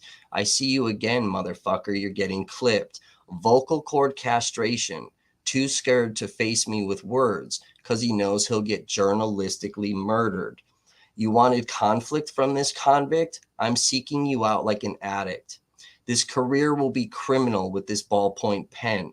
I'm gun-cocked, bump stock, hit you with this buckshot. Patriots are quiet this evening. I'm reading their eulogy. I don't see why you all even started with me. I get in beefs, my enemies die. I don't cease fire till you all are deceased. There's the line, the phrase I wrote about Mathewson. Did you get that, Cabo? Did you get it? Protected by the First Amendment. It's just words on a paper.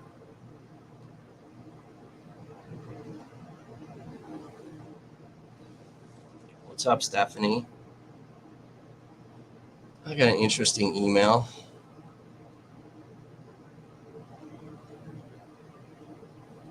Let's see what this says. Content on video. It's indeed a special kind of evil. These videos again on live stream about this bogus restraining order he tried. This is interesting. Huh. Can I read this out loud? Let's read this out loud.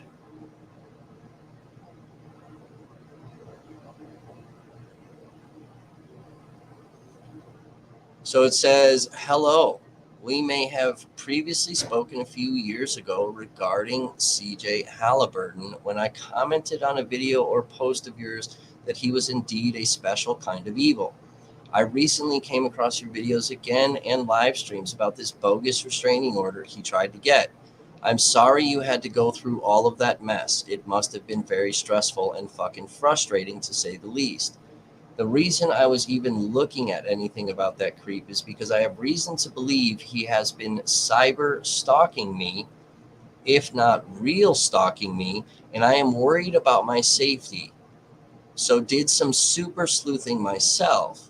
This man tried to kill me after keeping me basically a prisoner in a terribly abusive relationship for 2 years while he beat the shit out of me, drugged and raped me while unconscious, which he got on video. I found the videos on his phone shortly before I finally got away from him.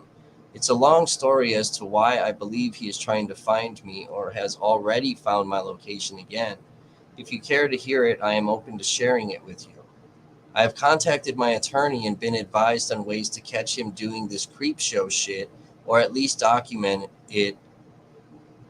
And she's waiting for even a little bit of documentation that he's broken the no contact order and will waste no time getting the matter before a judge. I've taken other steps to protect myself also. I know you have so much of your own drama and bullshit to deal with, so I don't expect anything from you, so you know. I just can't stand that someone so dangerous and awful is still walking around and taking even a moment of my peace or being a menace to others. Thanks for taking the time to read. Did you guys fucking just hear that? I literally just got this fucking email at 11:06 p.m.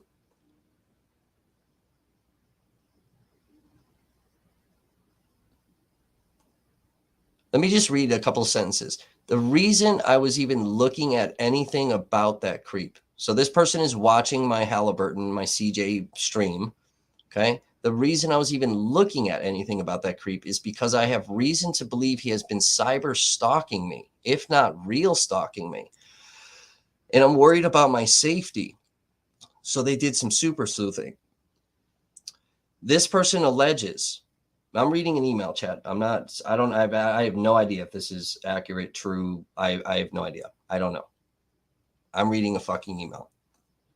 This man tried to kill me after keeping me basically a prisoner in a terribly abusive relationship for 2 years while he beat the shit out of me, drugged and raped me while unconscious, which he got on video.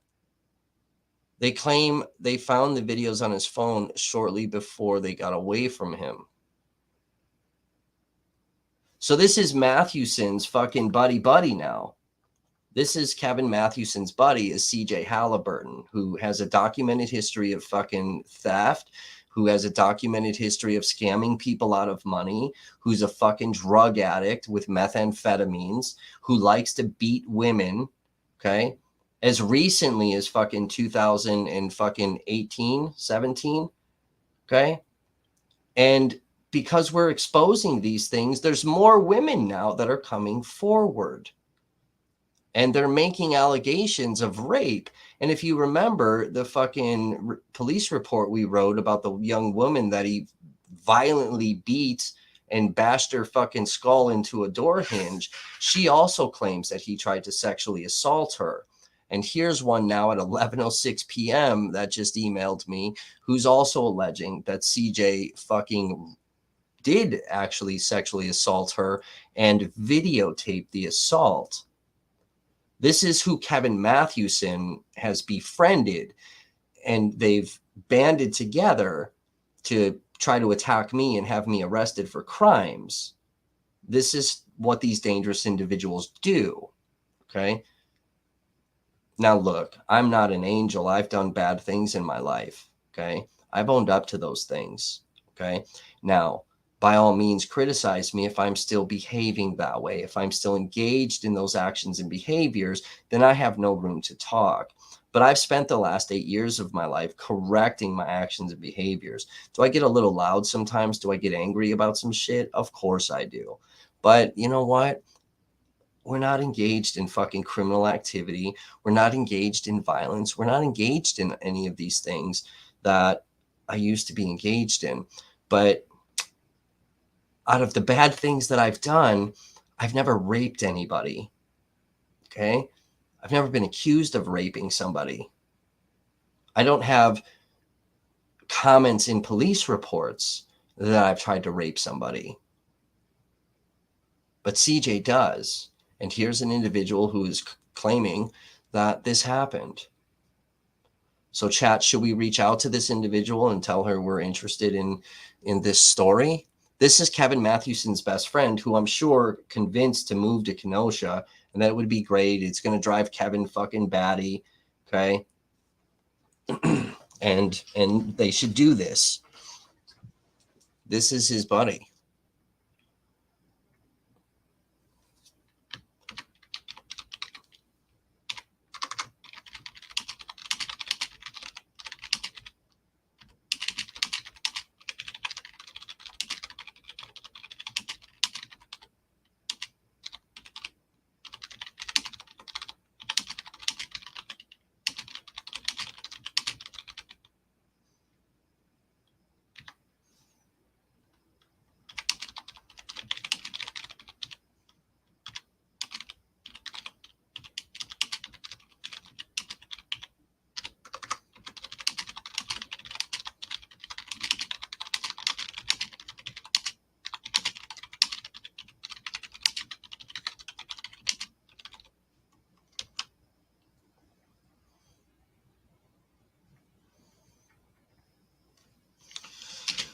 Wow, chat, this is bizarre. You see what happens, how people come out of the woodworks when Kevin talks about things? Kevin meaning me, not the creepy fuck that's running around stalking people. See, I have better things to do with my time than stalk motherfuckers, okay? I don't like dangerous individuals that put other people's lives in fucking jeopardy. You guys have heard me multiple times on this platform say I don't take kindly to fucking bodily injury or death. I don't like that stuff. I don't approve of that. Okay. I don't approve of violence, but yet people claim that I do. I don't. Let's make that clear. Kevin Mathewson, the dangerous individual that brought people to Kenosha to fuck the city up and then ran away home because he's a coward little bitch, and then called his little fucking buddy CJ Halliburton and said, hey, let's be fucking let's be buddies. Let's be docking buddies. Okay. Let's fucking put our dicks together and dock each other. And it's going to be fun. And we'll love each other and we'll suck on each other's fucking tits. And we'll feed off each other's fucking lies and bullshit. And since we're both fucking criminals, let's band together and we'll cause damage and safety concerns in Kenosha. And since I'm going to move this criminal out here and help him get situated, I'm going to then go and be on this emergency safety committee in Kenosha, and we're going to cause some real damage. And instead of Glowicki getting all the fucking scoops and all the shit, I'm going to feed you a bunch of information. So don't be surprised if CJ starts popping up live everywhere in Kenosha with all these breaking news details and this more investigative style fucking journalism. Since, you know, he's basically on his knees sucking Mathewson's fucking dick. Mathewson's just got his fat fucking balls on CJ's fucking lips. That's probably what's happening, more likely than not. It's plausible. It's alleged. Okay.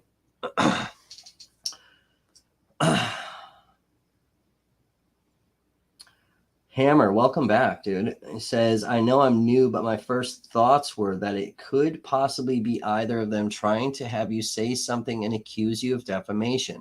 But the more it went on, the more real it seems to me. Yeah. See, these are things that'll be used in lawsuits against me, is that I'm making allegations and the viewers are believing this. Well, again, it's an allegation. It's plausible. It's more likely than not. And I have a lot of documented evidence that conveniently ties this creepy motherfucker to all of these different things. So again, chat, we need your help. This is real life shit now. This is serious. This is a little bit more serious than let's get some fucking transcripts of the court case where CJ and Mathewson lied and tried to have me charged with crimes. This is a little more important than getting a transcript. Let's all band together and let's really fuck these people up. Okay. Let's fuck them up in their pocket. Let's fuck them up by discrediting them legitimately. Okay. Not just by rumor and speculation and insults and allegations. Let's actually fucking discredit who these people are. Let's make sure that they're pushed out of fucking Kenosha. Let's make sure that they're pushed out of government fucking positions. Let's make sure that they are known that they are not welcome here. CJ Halliburton cannot film in fucking Seattle or Tacoma. He's not welcome out there. They don't like him out there. Okay. There's Militia that I'm actually friends with. More important and more organized, more real Militia than fucking Kevin Mathewson's fucking bitch ass that I kind of talk to on a regular basis. I know the left isn't going to like that fact, but I do talk to some Militia, and they also are not taking kindly to some of the things that Mathewson does because it makes them look bad. They also are not taking kindly to CJ Halliburton being a fucking grifter and a fucking thief and a con man and preying off of carnage that has happened throughout Southeast Wisconsin. They don't like that type of stuff. So, you know, there's a big difference than, you know, me sitting here on YouTube and providing you guys with content and saying, if you like the content that we do, show that with, you know, a share of the stream or a donation through being a member monthly or Cash App or PayPal and Venmo, GoFundMe, all of these things, as opposed to, hey, I'm raising money for these kids that fucking died, these 69 people that were injured in a fucking Waukesha tragedy by a lunatic that drove his red SUV. And then there's going to be a massive allegation by his own team, his own moderators, his own people behind the fucking scenes that are going to make an allegation that he's pocketing money. He's already illegally fundraising, which is fraud just by definition. So there's a big difference. And it's interesting that people call me a grifter when those very same people, they do the things that I do. They go live, they film, they write articles, and people send them donations. So are they not grifting then too? You know, it's interesting. There's a big difference between grifting and donations for content that are coming up. But it's just funny that they throw these allegations around, but yet they do similar things, but their things have no merit and basis.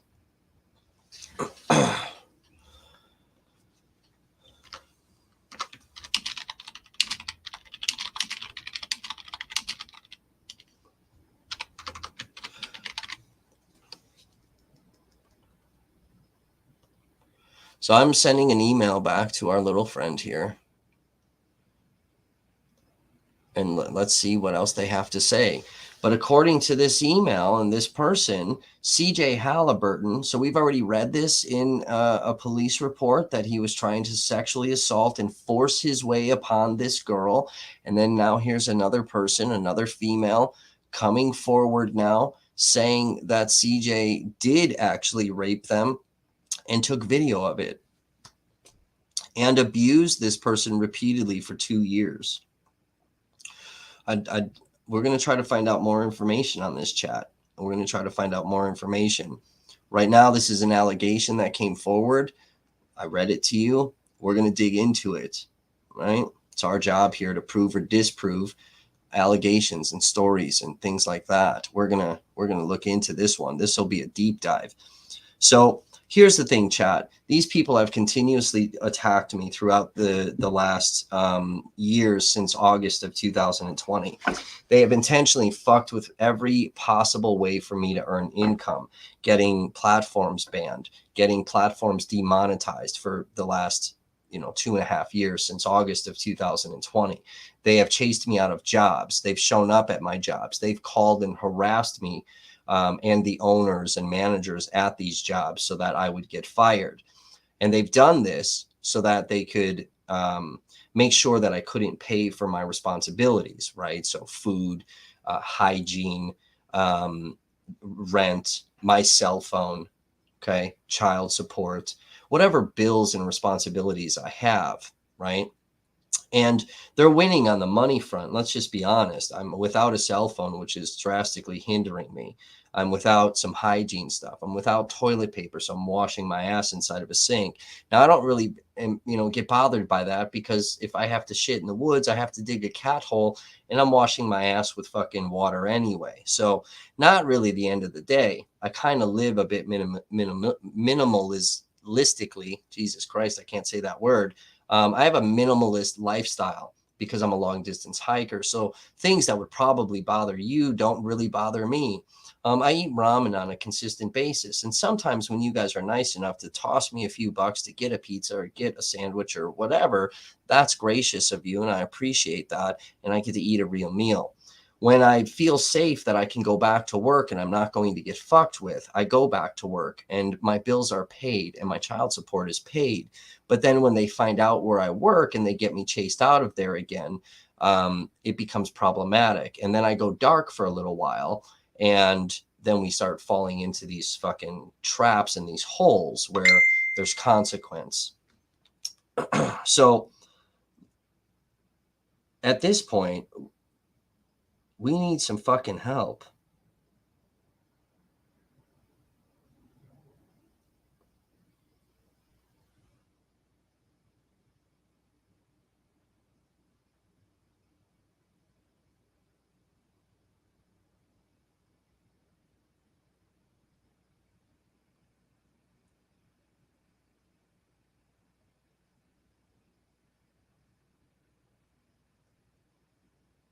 What is this, grandkids?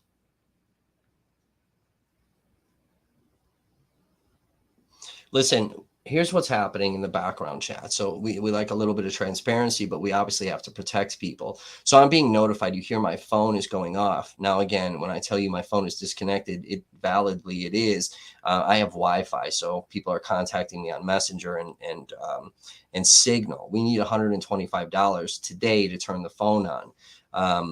we need to figure a lot of things out very quickly. But here's what's happening. Because we're going live and we're exposing these things, and the result of this is that I'm placing myself in more danger, right, of being attacked, more danger of militia showing up, more danger of my IP address getting ripped so they figure out where I live. Nobody knows where I live right now. They have an idea. They're pretty close, and they're pretty close within a block. So I'm very cautious even stepping outside.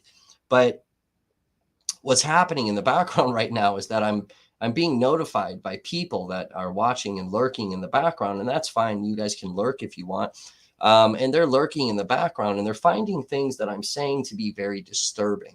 And they're coming forward with their own stories, and they're coming forward with proof. Now, you guys know, as a journalist, I have to verify certain things, and we need to look into things before I can tell you all of the details. But some of these things that are coming in right now are pretty fucking disturbing, and they're being verified a little bit in the way of people that I trust that are being contacted and sending me stuff. People that are emailing right now. I have messages from people. This is pretty fucking interesting. Not only about Kevin Mathewson, but also about CJ Halliburton. A lot of people have seen the CJ streams, and people are coming forward with their own stories about how abusive he was. So that's very, very interesting. So if you guys have actual proof of something with Kevin Mathewson or with CJ, by all means, send it to me. We have to be able to verify it, though. Okay. I can say the allegation, but I can't say if it's true or it's false. Like this young lady who we're going to take as truthful because she's a female, but we still have to verify that story. If that story is legitimate and it's factual behind it, that is fucking problematic. That Kevin Mathewson wants to write about me and things that I've done in my background. I said some naughty words one time, and, you know, I did some violent things back in the day. But here is a sexual predator, and this is his best friend now. They're buddies, and they commit criminal acts together. But that's okay, because they're right-wing fucking extremist lunatic fucks. This is a problem, chat. This is a problem. So we're in a situation, okay, and I'm going to ask you directly, okay? We need help, and we need some financial help at this point, because I can't do this by myself now. This has become a much bigger fucking problem. So if you like what we're doing, and you like that we're exposing things over here, and more importantly, you love the fact that I keep placing myself in danger so that you guys can get the truth, please hit those donation links, okay? Here, I'm going to grift now. Please hit those donation links, because we need that, okay? We need that. And we need that on a mass scale, all right? We really need help. We'd love to be in a position that we can hire attorneys right now, so we can start filing fucking civil lawsuits against these degenerate fucks. I'd love to pull CJ into a fucking civil defamation courtroom, because we'll win, because he filed a fraudulent claim against me that was fabricated, and it was purely defamatory. And we have thousands and thousands of hours of evidence to support that. And then here we have Kevin Mathewson, who's stalking me, and we need to get into a court case so that we can get a court order, okay? A court order, so we can start filing subpoenas on certain people and things, so that we can expose this stuff in a courtroom and get the law enforcement involved in all of these things. And we need a really nice attorney to do this. And for all of you that are being fucked with by CJ, please send me all these things if you have a story about him. But we have to be able to prove it. You can't just tell me something and then expect me to repeat it on air. You have to give me proof. We have to figure out a way to do that safely to protect your identity. If you don't care about that part, your identity, and you're fine coming forward fully, that's even better, because it adds more legitimacy to the story. But if you have things, please come and tell me. But we got to be able to prove it. With Mathewson, we got to be able to prove these things, okay? We want Mathewson arrested for felony use of a computer and a cell phone, because again, what that'll do is that'll take away his private investigator license. The other thing that you could be doing is you could be filing complaints against him as a private investigator, that he's legally pulling information on people, but then using fake accounts to illegally disseminate this information. So you can be filing complaints against him in the business world of his business license. You could be contacting, I believe her name is Deneen Smith. I believe her name is with the Kenosha County or with the Kenosha News. So let's just pull her up real quick. Let me just make sure it's Deneen Smith.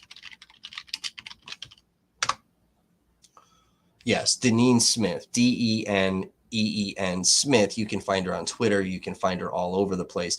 Deneen Smith is the media coordinator that you have to seek permission from to be able to film and shit inside of the courthouse. You could be harassing the shit out of fucking Deneen Smith with a bunch of emails telling her, because she's also a public figure, because she's a journalist and she's a fucking scumbag fuck too, that she's allowing dangerous individuals access to all of these things, and she needs to revoke Kevin Mathewson's permissions to be inside of a fucking courthouse.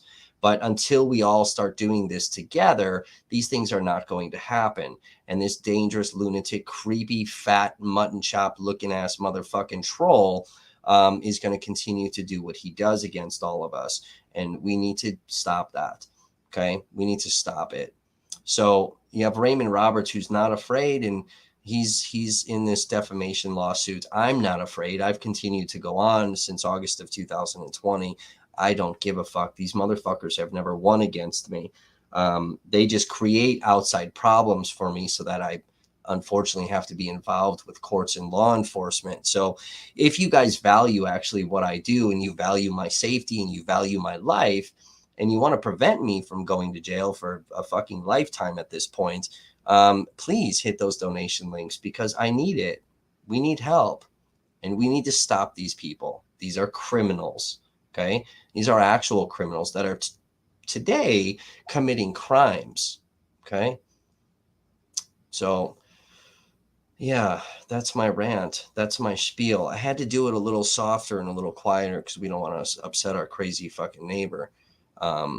We finally made peace, and we hugged it out. But hopefully that was a little quieter. I didn't drop as many fucks tonight. It's kind of sad. I'm sorry to disappoint you guys, but we kind of had to talk about some realistic stuff and some real news. So we had to tone it down because I really want people to watch this video. And I want this shared around. And I'm sure this video will end up in a court case at some point. Yay. I like courtrooms.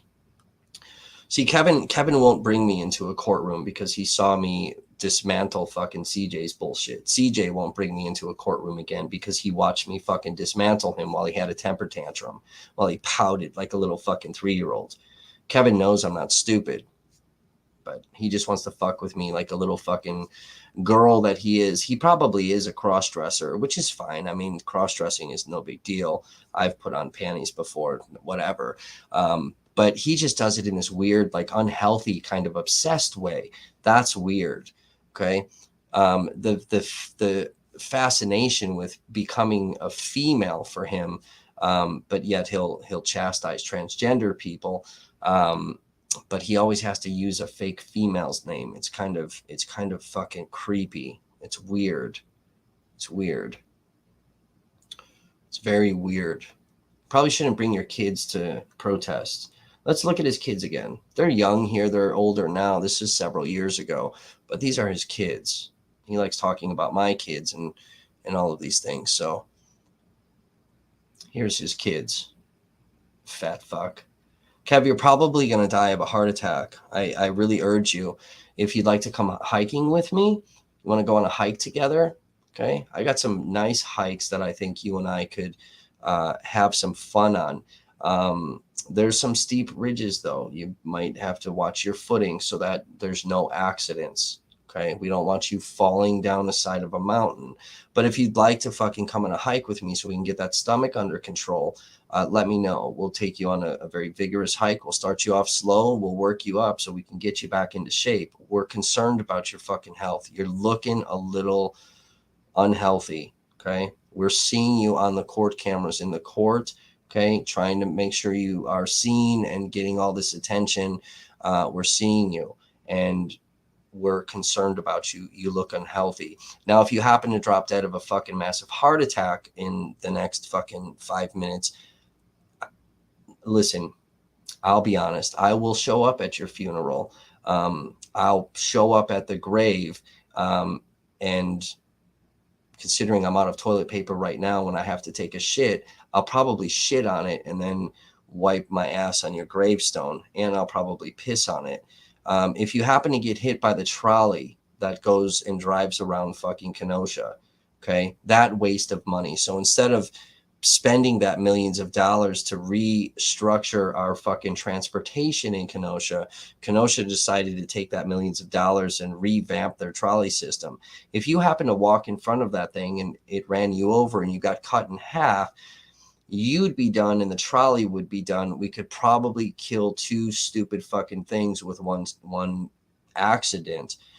So just be careful with the trolley. Be careful of all of that stuff. We don't want you getting run over by that. Be careful in the courthouse when you're walking up the steps. You're so fat, your knees they might buckle. And those steps in the courthouse are a little weird sometimes. We don't need you falling down the courthouse steps.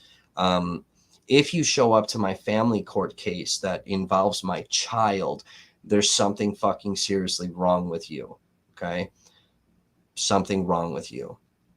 You want to chastise me for what I do and my journalism and all of that, that's one thing. And everybody is free to do that. I've told everybody they're more than welcome to chastise me about any journalistic piece that I write. Okay? But nobody does that because they can't, because we always back it up with facts.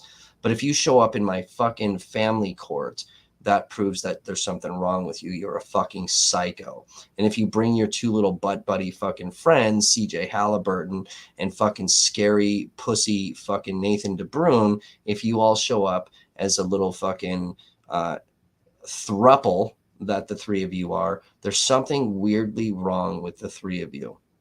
So, but don't worry, Kevo. I have ways to keep you out of that courtroom. You won't be there. I promise you. Okay? I promise you. You will not be allowed in that courtroom very long. And neither will your two little fucking butt buddy friends. So that's going to be problematic. And information that you want, that you're so hoping and praying is going to come out during this court case, guess what? There's legal ways to not allow that stuff out into the public eye. There's legal ways where there's just conversations that happen in private. So I'm not fucking dumb, and we're going to make sure that these things happen so you can't get them. So this is not going to be another case that you get to jump on. Good luck with that. Okay? I'm really smart, Kev. You should have learned that in the CJ case. But if you keep fucking with me, I'm just going to keep exposing you. Okay? That's that. There's nothing you can say about me that I haven't already said. My viewers know about me.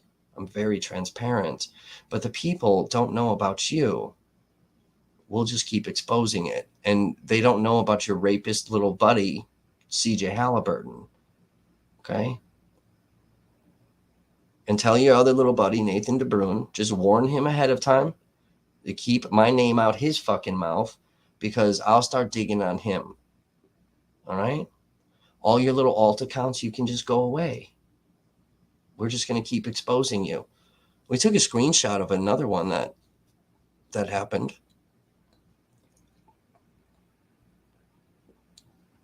We're just going to keep doing all these things. This is fun, chat. I love this stuff. I love exposing people. This is so much fun. My leg hurts now. My knee hurts. My butt hurts sitting in this fucking chair.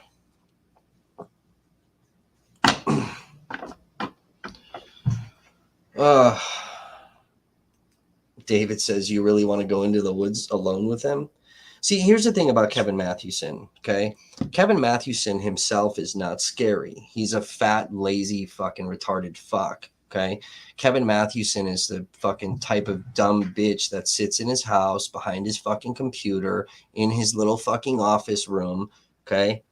And he's an online bully. That's who Kevin Mathewson is. He's an online bully, okay?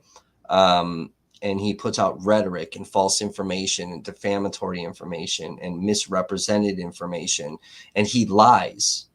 He blatantly lies. And he does this all from the safety of his house. And he's too scared that he has to have a P.O. box. He doesn't want anyone to know where he lives. He gets his address sealed in the fucking courts, okay? He's too scared for people that they're going to show up. But himself, he's not terrifying. It's the things that he does, and I've said this to him before, okay? It's the things that he does where he takes no ethical and moral route. He loses that journalistic responsibility, okay? Where he is putting stuff out there that, look, he wants to try to damage me, that's one thing, but he has to think of the repercussions of that, okay? When you start alerting people to my background and he can see clearly that my wife's address is not sealed in the courts, what you do now is you open them up to predatory attack, okay, by other lunatics that see my wife's address. And this is where my son lives and her daughter live, okay? Now, I don't know if they still live there. I'm not sure. But that's the journalistic responsibility, okay? And he doesn't give a shit. And when I've even talked to him and said, look, there's people that are coming on pretending to be my son's name, which we've kind of tied to the WTTOE group, as well as Mathewson, as well as one of our viewers that have all used these names. But when people are coming in and they're talking about my 8-year-old son and crawling into bed with him, and I've tried to talk to him about this, and I said, dude, this is where it needs to stop. Like, this is getting scary. So there could be a predator, a sexual child predator, that goes and sexually assaults my 8-year-old son just to try to hurt me. And this is, again, where the responsibility of a journalist comes in, and he doesn't give a shit. The ethics and the morals behind it, he doesn't give a shit. He doesn't care about the fucking carnage and the chaos that are left in the wake of his actions, same as he didn't care on August 25th when he posted about his fucking stupid bitch ass Kenosha guard fucking dealings the night of the Rittenhouse shooting. But again, just to show what a fucking bitch he is, he creates this havoc throughout the city and then runs away from the situation and goes home under the guise of my wife wasn't feeling good and called me home. That's bullshit, because he's clearly out on his own street with his little fucking rifle-toting fucking misfit fucktards holding a fucking rifle, okay? So he stirred up. We have the videos of him stirring up bullshit in Civic Park, holding a camera up, telling all of his militia buddies that he's here and to come down here, and then he's nowhere to be found. But that's what he does, okay? He doesn't have the balls to fucking be out there in public. He doesn't. And he's just creepy. He's creepy. There's nothing breaking news about my fucking child support case. That's a family fucking issue, okay? And people, he's trying to put it out there of what a degenerate I am, that I don't pay child support. Well, no, I do. When I'm going to work and I'm able to fucking pay these bills, I pay because I'm responsible, okay? But when these people attack constantly and they're intentionally fucking trying to create situations where I have to fucking remove myself from work, this is the end result that they want. And then they win. That's problematic. He's just a fucking bitch. He's an online bully. And that's why he needs to be arrested for felony use of a computer and a cell phone. And if more people stepped up, there'd be multiple fucking felony charges against him. The same as we're seeing the fucking Kenosha dealership being charged with some communications charges. Okay? We want felonies, though. No, he seals his when he's lucky enough to be in court, he'll seal the address.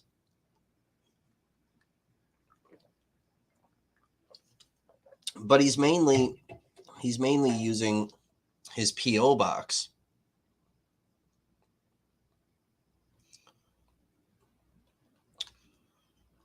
See, and I can't even get a PO box because, again, because of the terrorist laws, you need a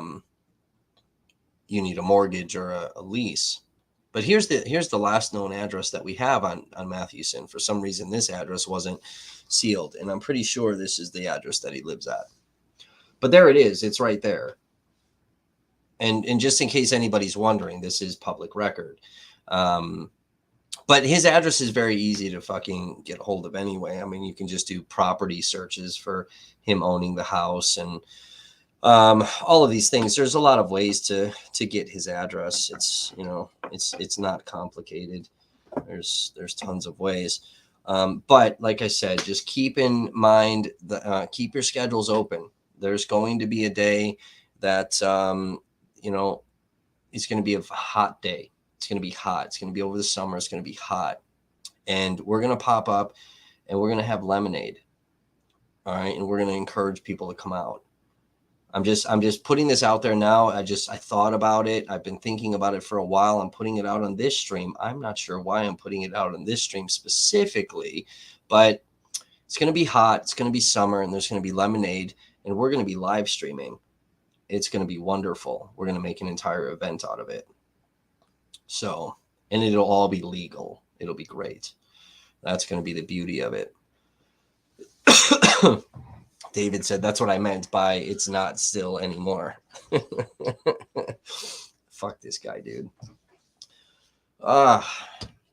So 17 people here. Who's all in the chat? Comment. Let's see. I need everybody to comment. Let's see how many people are actually lurking and how many people are live viewers. Remember, chat, I am literally putting my life in danger at this point doing these fucking streams like this. Okay.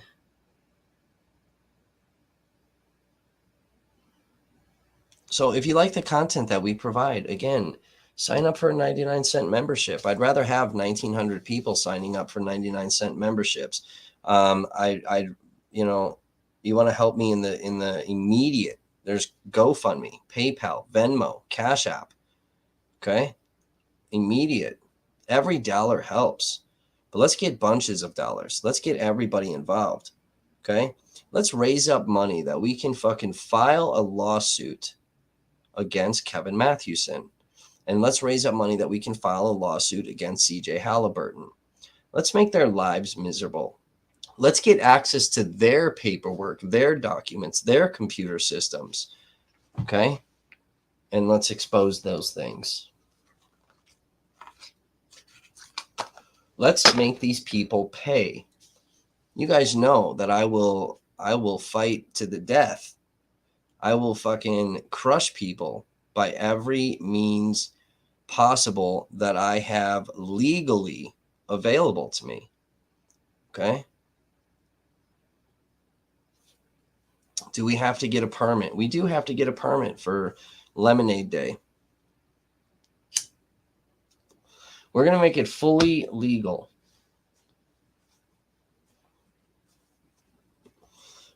It's going to be splendid. It is going to be splendid. It's going to be great.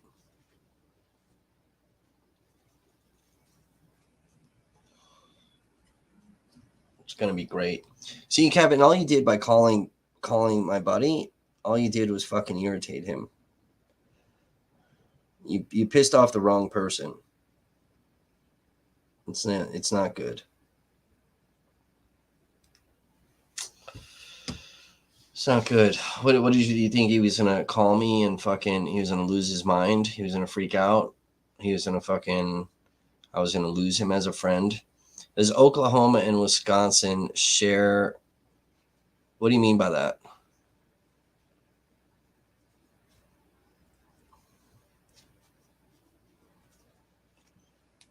What do you mean by that?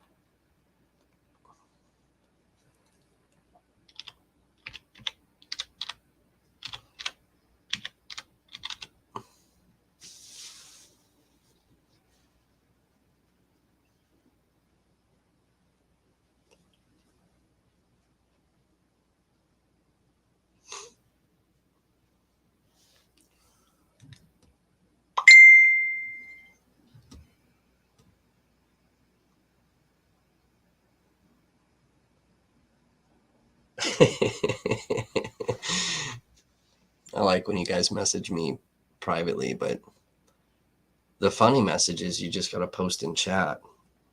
Who's here? Let's take a count. Who's all here?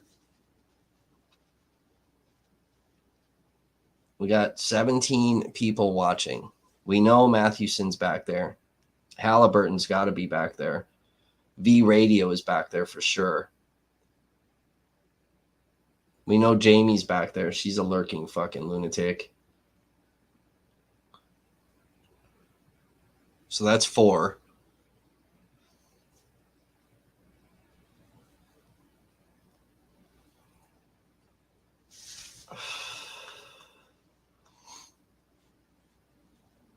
So we know we got grandkids, David, Jan, Day Drinker. Peace Love was commenting.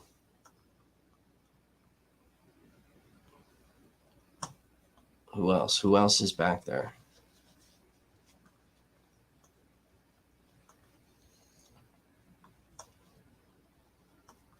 Otherwise we get all the lurkers. Lurkers are scary. Peace Love is frantically trying to change the topic of conversation.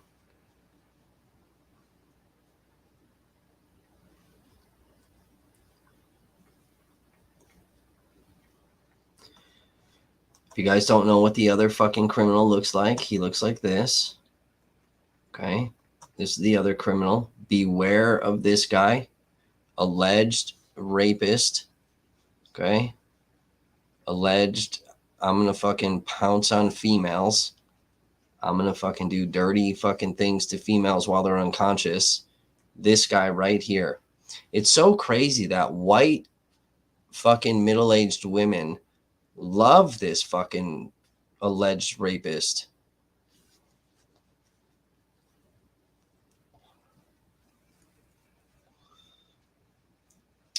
Oh, I don't know, dude. I don't carry a gun, so I don't really know. It's probably a good thing I don't. Don't know. Hammer is messing around with a NASA rocket. That's interesting. Grandkid says, I've got a few people watching just in case. What are they watching, grandkids? So here's a big picture of the alleged rapist that just moved from Seattle to fucking Kenosha.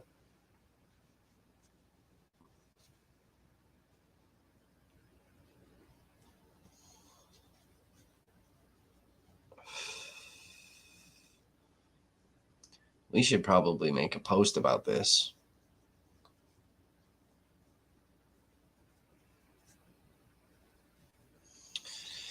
It'd be really, really fucking horrible. I mean, it coincides with, the documented history we have on this person. It's really frightening. Oh, you have people that are watching the stream right now that they can't comment. I got it. Well, welcome to those people.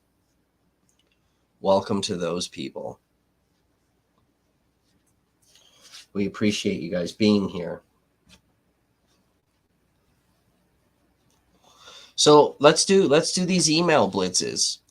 Let's email these government officials and tell them, let's get them by the thousands. Okay.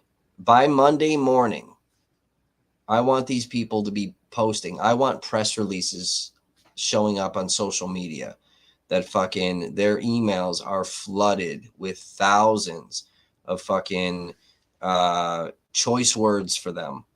That's what I want to see. I want to see Kenosha losing their fucking minds. I want to watch this city fucking implode from within. Okay?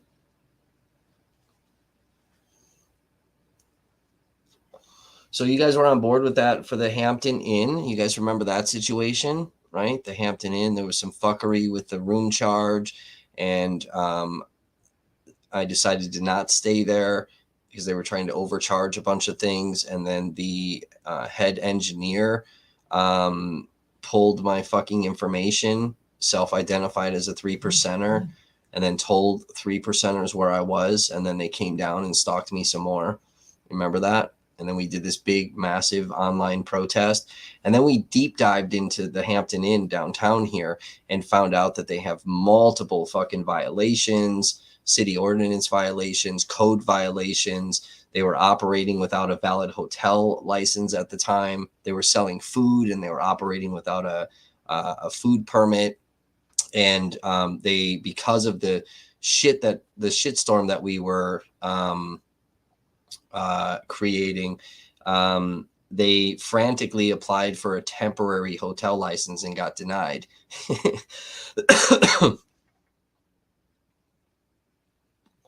Don says, yeah, right. All 7 of the participants here are going to bring down Kenosha. You know, listen, Don, I blocked a $49,000 automatic license plate grant, reader grant with one article. Okay. So the power of one person, people. Okay. We blocked a $49,000 grant for them to violate people's rights. They weren't happy about that. Articles and things that we've wrote and talked about on this stream forced Chief Miskinnis to fucking retire. So, Don, I'm one person, I'm one individual. Imagine what 6 more of you could do. Imagine when that turns into 600. This is fun. This is a fun stream, chat. I'm so excited. I'm so excited. Kev, we should do lunch together. Do you want to come on the stream, Kevin? We'll invite you. You and your rapist buddy. We'll invite you guys on the stream. Do you want to come on?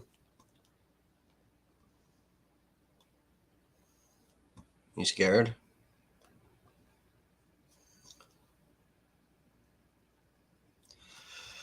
No, they won't be ignored. I mean, during the Jacob Blake shooting, there were thousands of people that sent emails expressing their hatred towards Kenosha police. Thousands of emails. And we're allowed to send emails and chastise government, public officials. We're allowed to do that. There's nothing illegal about it. I think we should do that. I think it's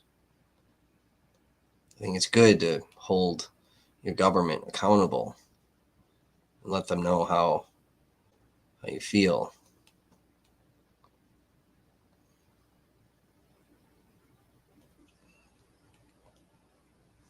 So yeah, this is fun, guys. This is a lot of fun.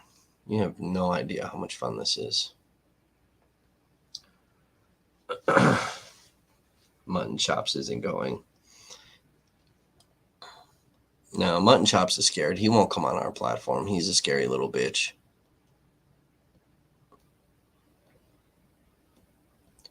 He's a scary little bitch. He won't do it.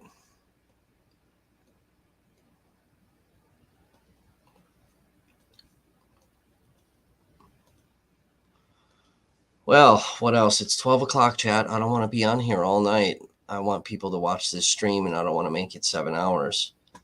And, you know, I've got other things to do. So it's been fun. This has been a blasty blast.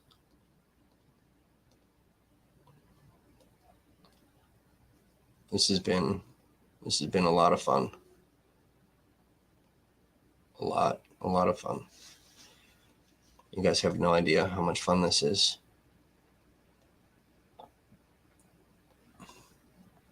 I appreciate you all being here. But once again, if you like what we do here, you like the content that we provide, please hit that like button, subscribe to the channel. Okay. We spend a lot of time putting content up, doing deep dive investigations, exposing corruption and bullshit. You can donate via Cash App, Venmo, PayPal, GoFundMe. You can sign up for a 99-cent membership. Okay. Let's support the journalism that we do here. And me placing myself in fucking danger to get you guys all of this awesome information that we provide. Whew. It's been fun. Jan says email is okay, call flooding is not. Yeah, I'd probably not call. I mean, I guess you could. You could call and leave voicemails. You could. But I mean, that would be funny too. We did that with the Hampton Inn. You could call, but the emails are a little safer. It prevents them from accusing us of anything. Emails are fun though. But yeah, by Monday, I want to wake up Monday morning and get the live stream set up for the court trials. And I want to see press releases coming out about fucking emails being flooded over this fucking appointment of this dangerous fucking criminal. And then who knows, chat, maybe Kenosha Police Department will even put another press release out about me. They've done that before. That's fun. Fanning the flames of Kenosha. Conspiracies. But yet we've, always backed up what we've said with documents and audio and video. But apparently I'm a conspiracy theorist in the eyes of Kenosha Police Department. So, yeah, that would make my day, chat, is to wake up to chaos in Kenosha. It'd be wonderful. Again, if you have a story to tell about Kevin Mathewson and you're able to prove some allegations, I'd love to fucking know about it. This alleged rapist that we have up on the screen here, if you have some stories about this fucking lunatic fuck, and we can prove some things, I'd love to fucking know about it. If you're willing to come on the platform and tell your story, whether the camera's on or the camera's off, whatever you prefer, whatever level of safety and security you prefer, that's what we will do. Let's expose these two dangerous fucks and let them know that they're not welcome in my fucking city. Okay? Let's get these people behind bars where they belong so they can stop fucking hurting people in the community. Let's do that. Let's do that together. Okay? Sounds fun.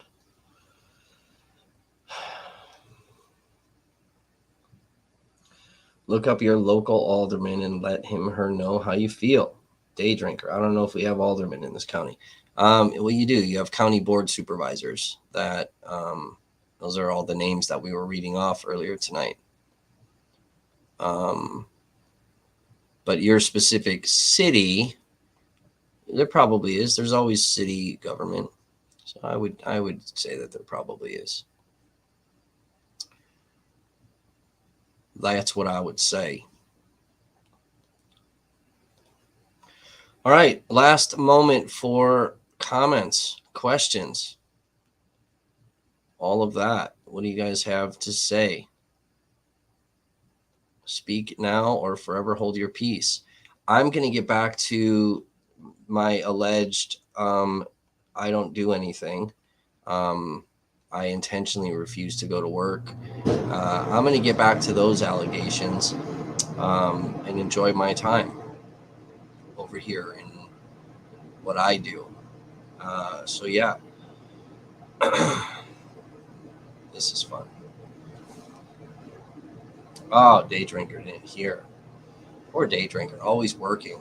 Let me sum it up for you. Kevin Mathewson is going to be appointed on the Emergency Safety Plan Committee. And we exposed his criminal activity. We dropped a big bombshell of allegations against him.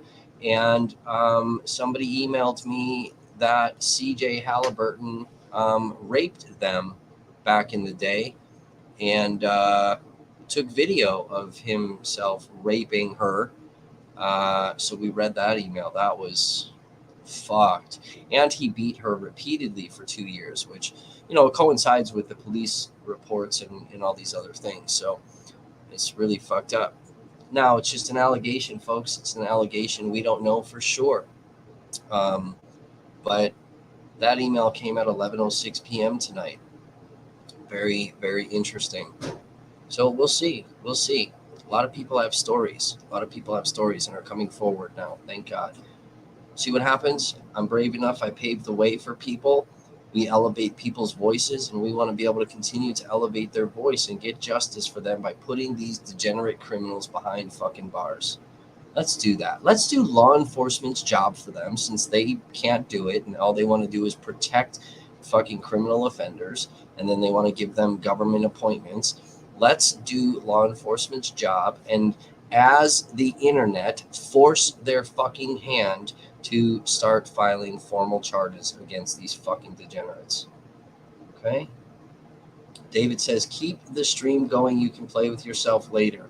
Well, how about we do this? Because we're at 3 hours and 14 minutes, and I really want people to watch this stream, and I don't want them to get bored while we're off on a tangent talking about other things. So why don't we end the stream about the criminal and the alleged rapist, and both criminals, though, nonetheless. Why don't we end that stream? Let me go to the bathroom and take a piss. And I'm going to be honest, I have to shit, and I'm going to wipe my ass in the fucking sink because I can't afford to buy toilet paper. I'm going to use the last little dab of fucking toothpaste because I can't even afford to buy toothpaste at this point. So, thank God you guys can't smell my breath through the fucking microphone. Yeah, let me see what dried blueberries I can shove down my throat because I haven't eaten. I'm starving. And yeah, let me do that. And then I'll set up another random stream, I guess, just for David. And we'll hang out, I guess, for a little while until I start falling asleep. I'll do that for you guys. I didn't plan on going live today. This is such a crazy, bizarre thing. It's so crazy that I had not only community members send me this, but I had government officials send me this shit too. So we also want to get Zach Rodriguez out of office because he's obviously a lying piece of shit. And we don't trust government officials that lie. So that's another one. We've tried to email and call and get a hold of Zach Rodriguez. And he refuses to respond to us. Same as KPD refuses to respond to us too. So, we're the media company and I'm the journalist that you love to hate. Okay. It is what it is. Okay, chat. Thanks for tuning in. Again, email campaigns. Okay. You want to do a phone blitz? Do a phone blitz. Just don't threaten people. Don't be aggressive and don't threaten people. To make that very clear. Just express your feelings without threatening. Okay. Your free speech is not covered if you threaten. And let's let these people know that we don't approve of them in our city, our lovely city that has a serious racism problem. Okay. Serious racism problem. And let's do what we can. Okay. Hit those donation links, guys. There's my grifting for the night. I'll see you in a few minutes.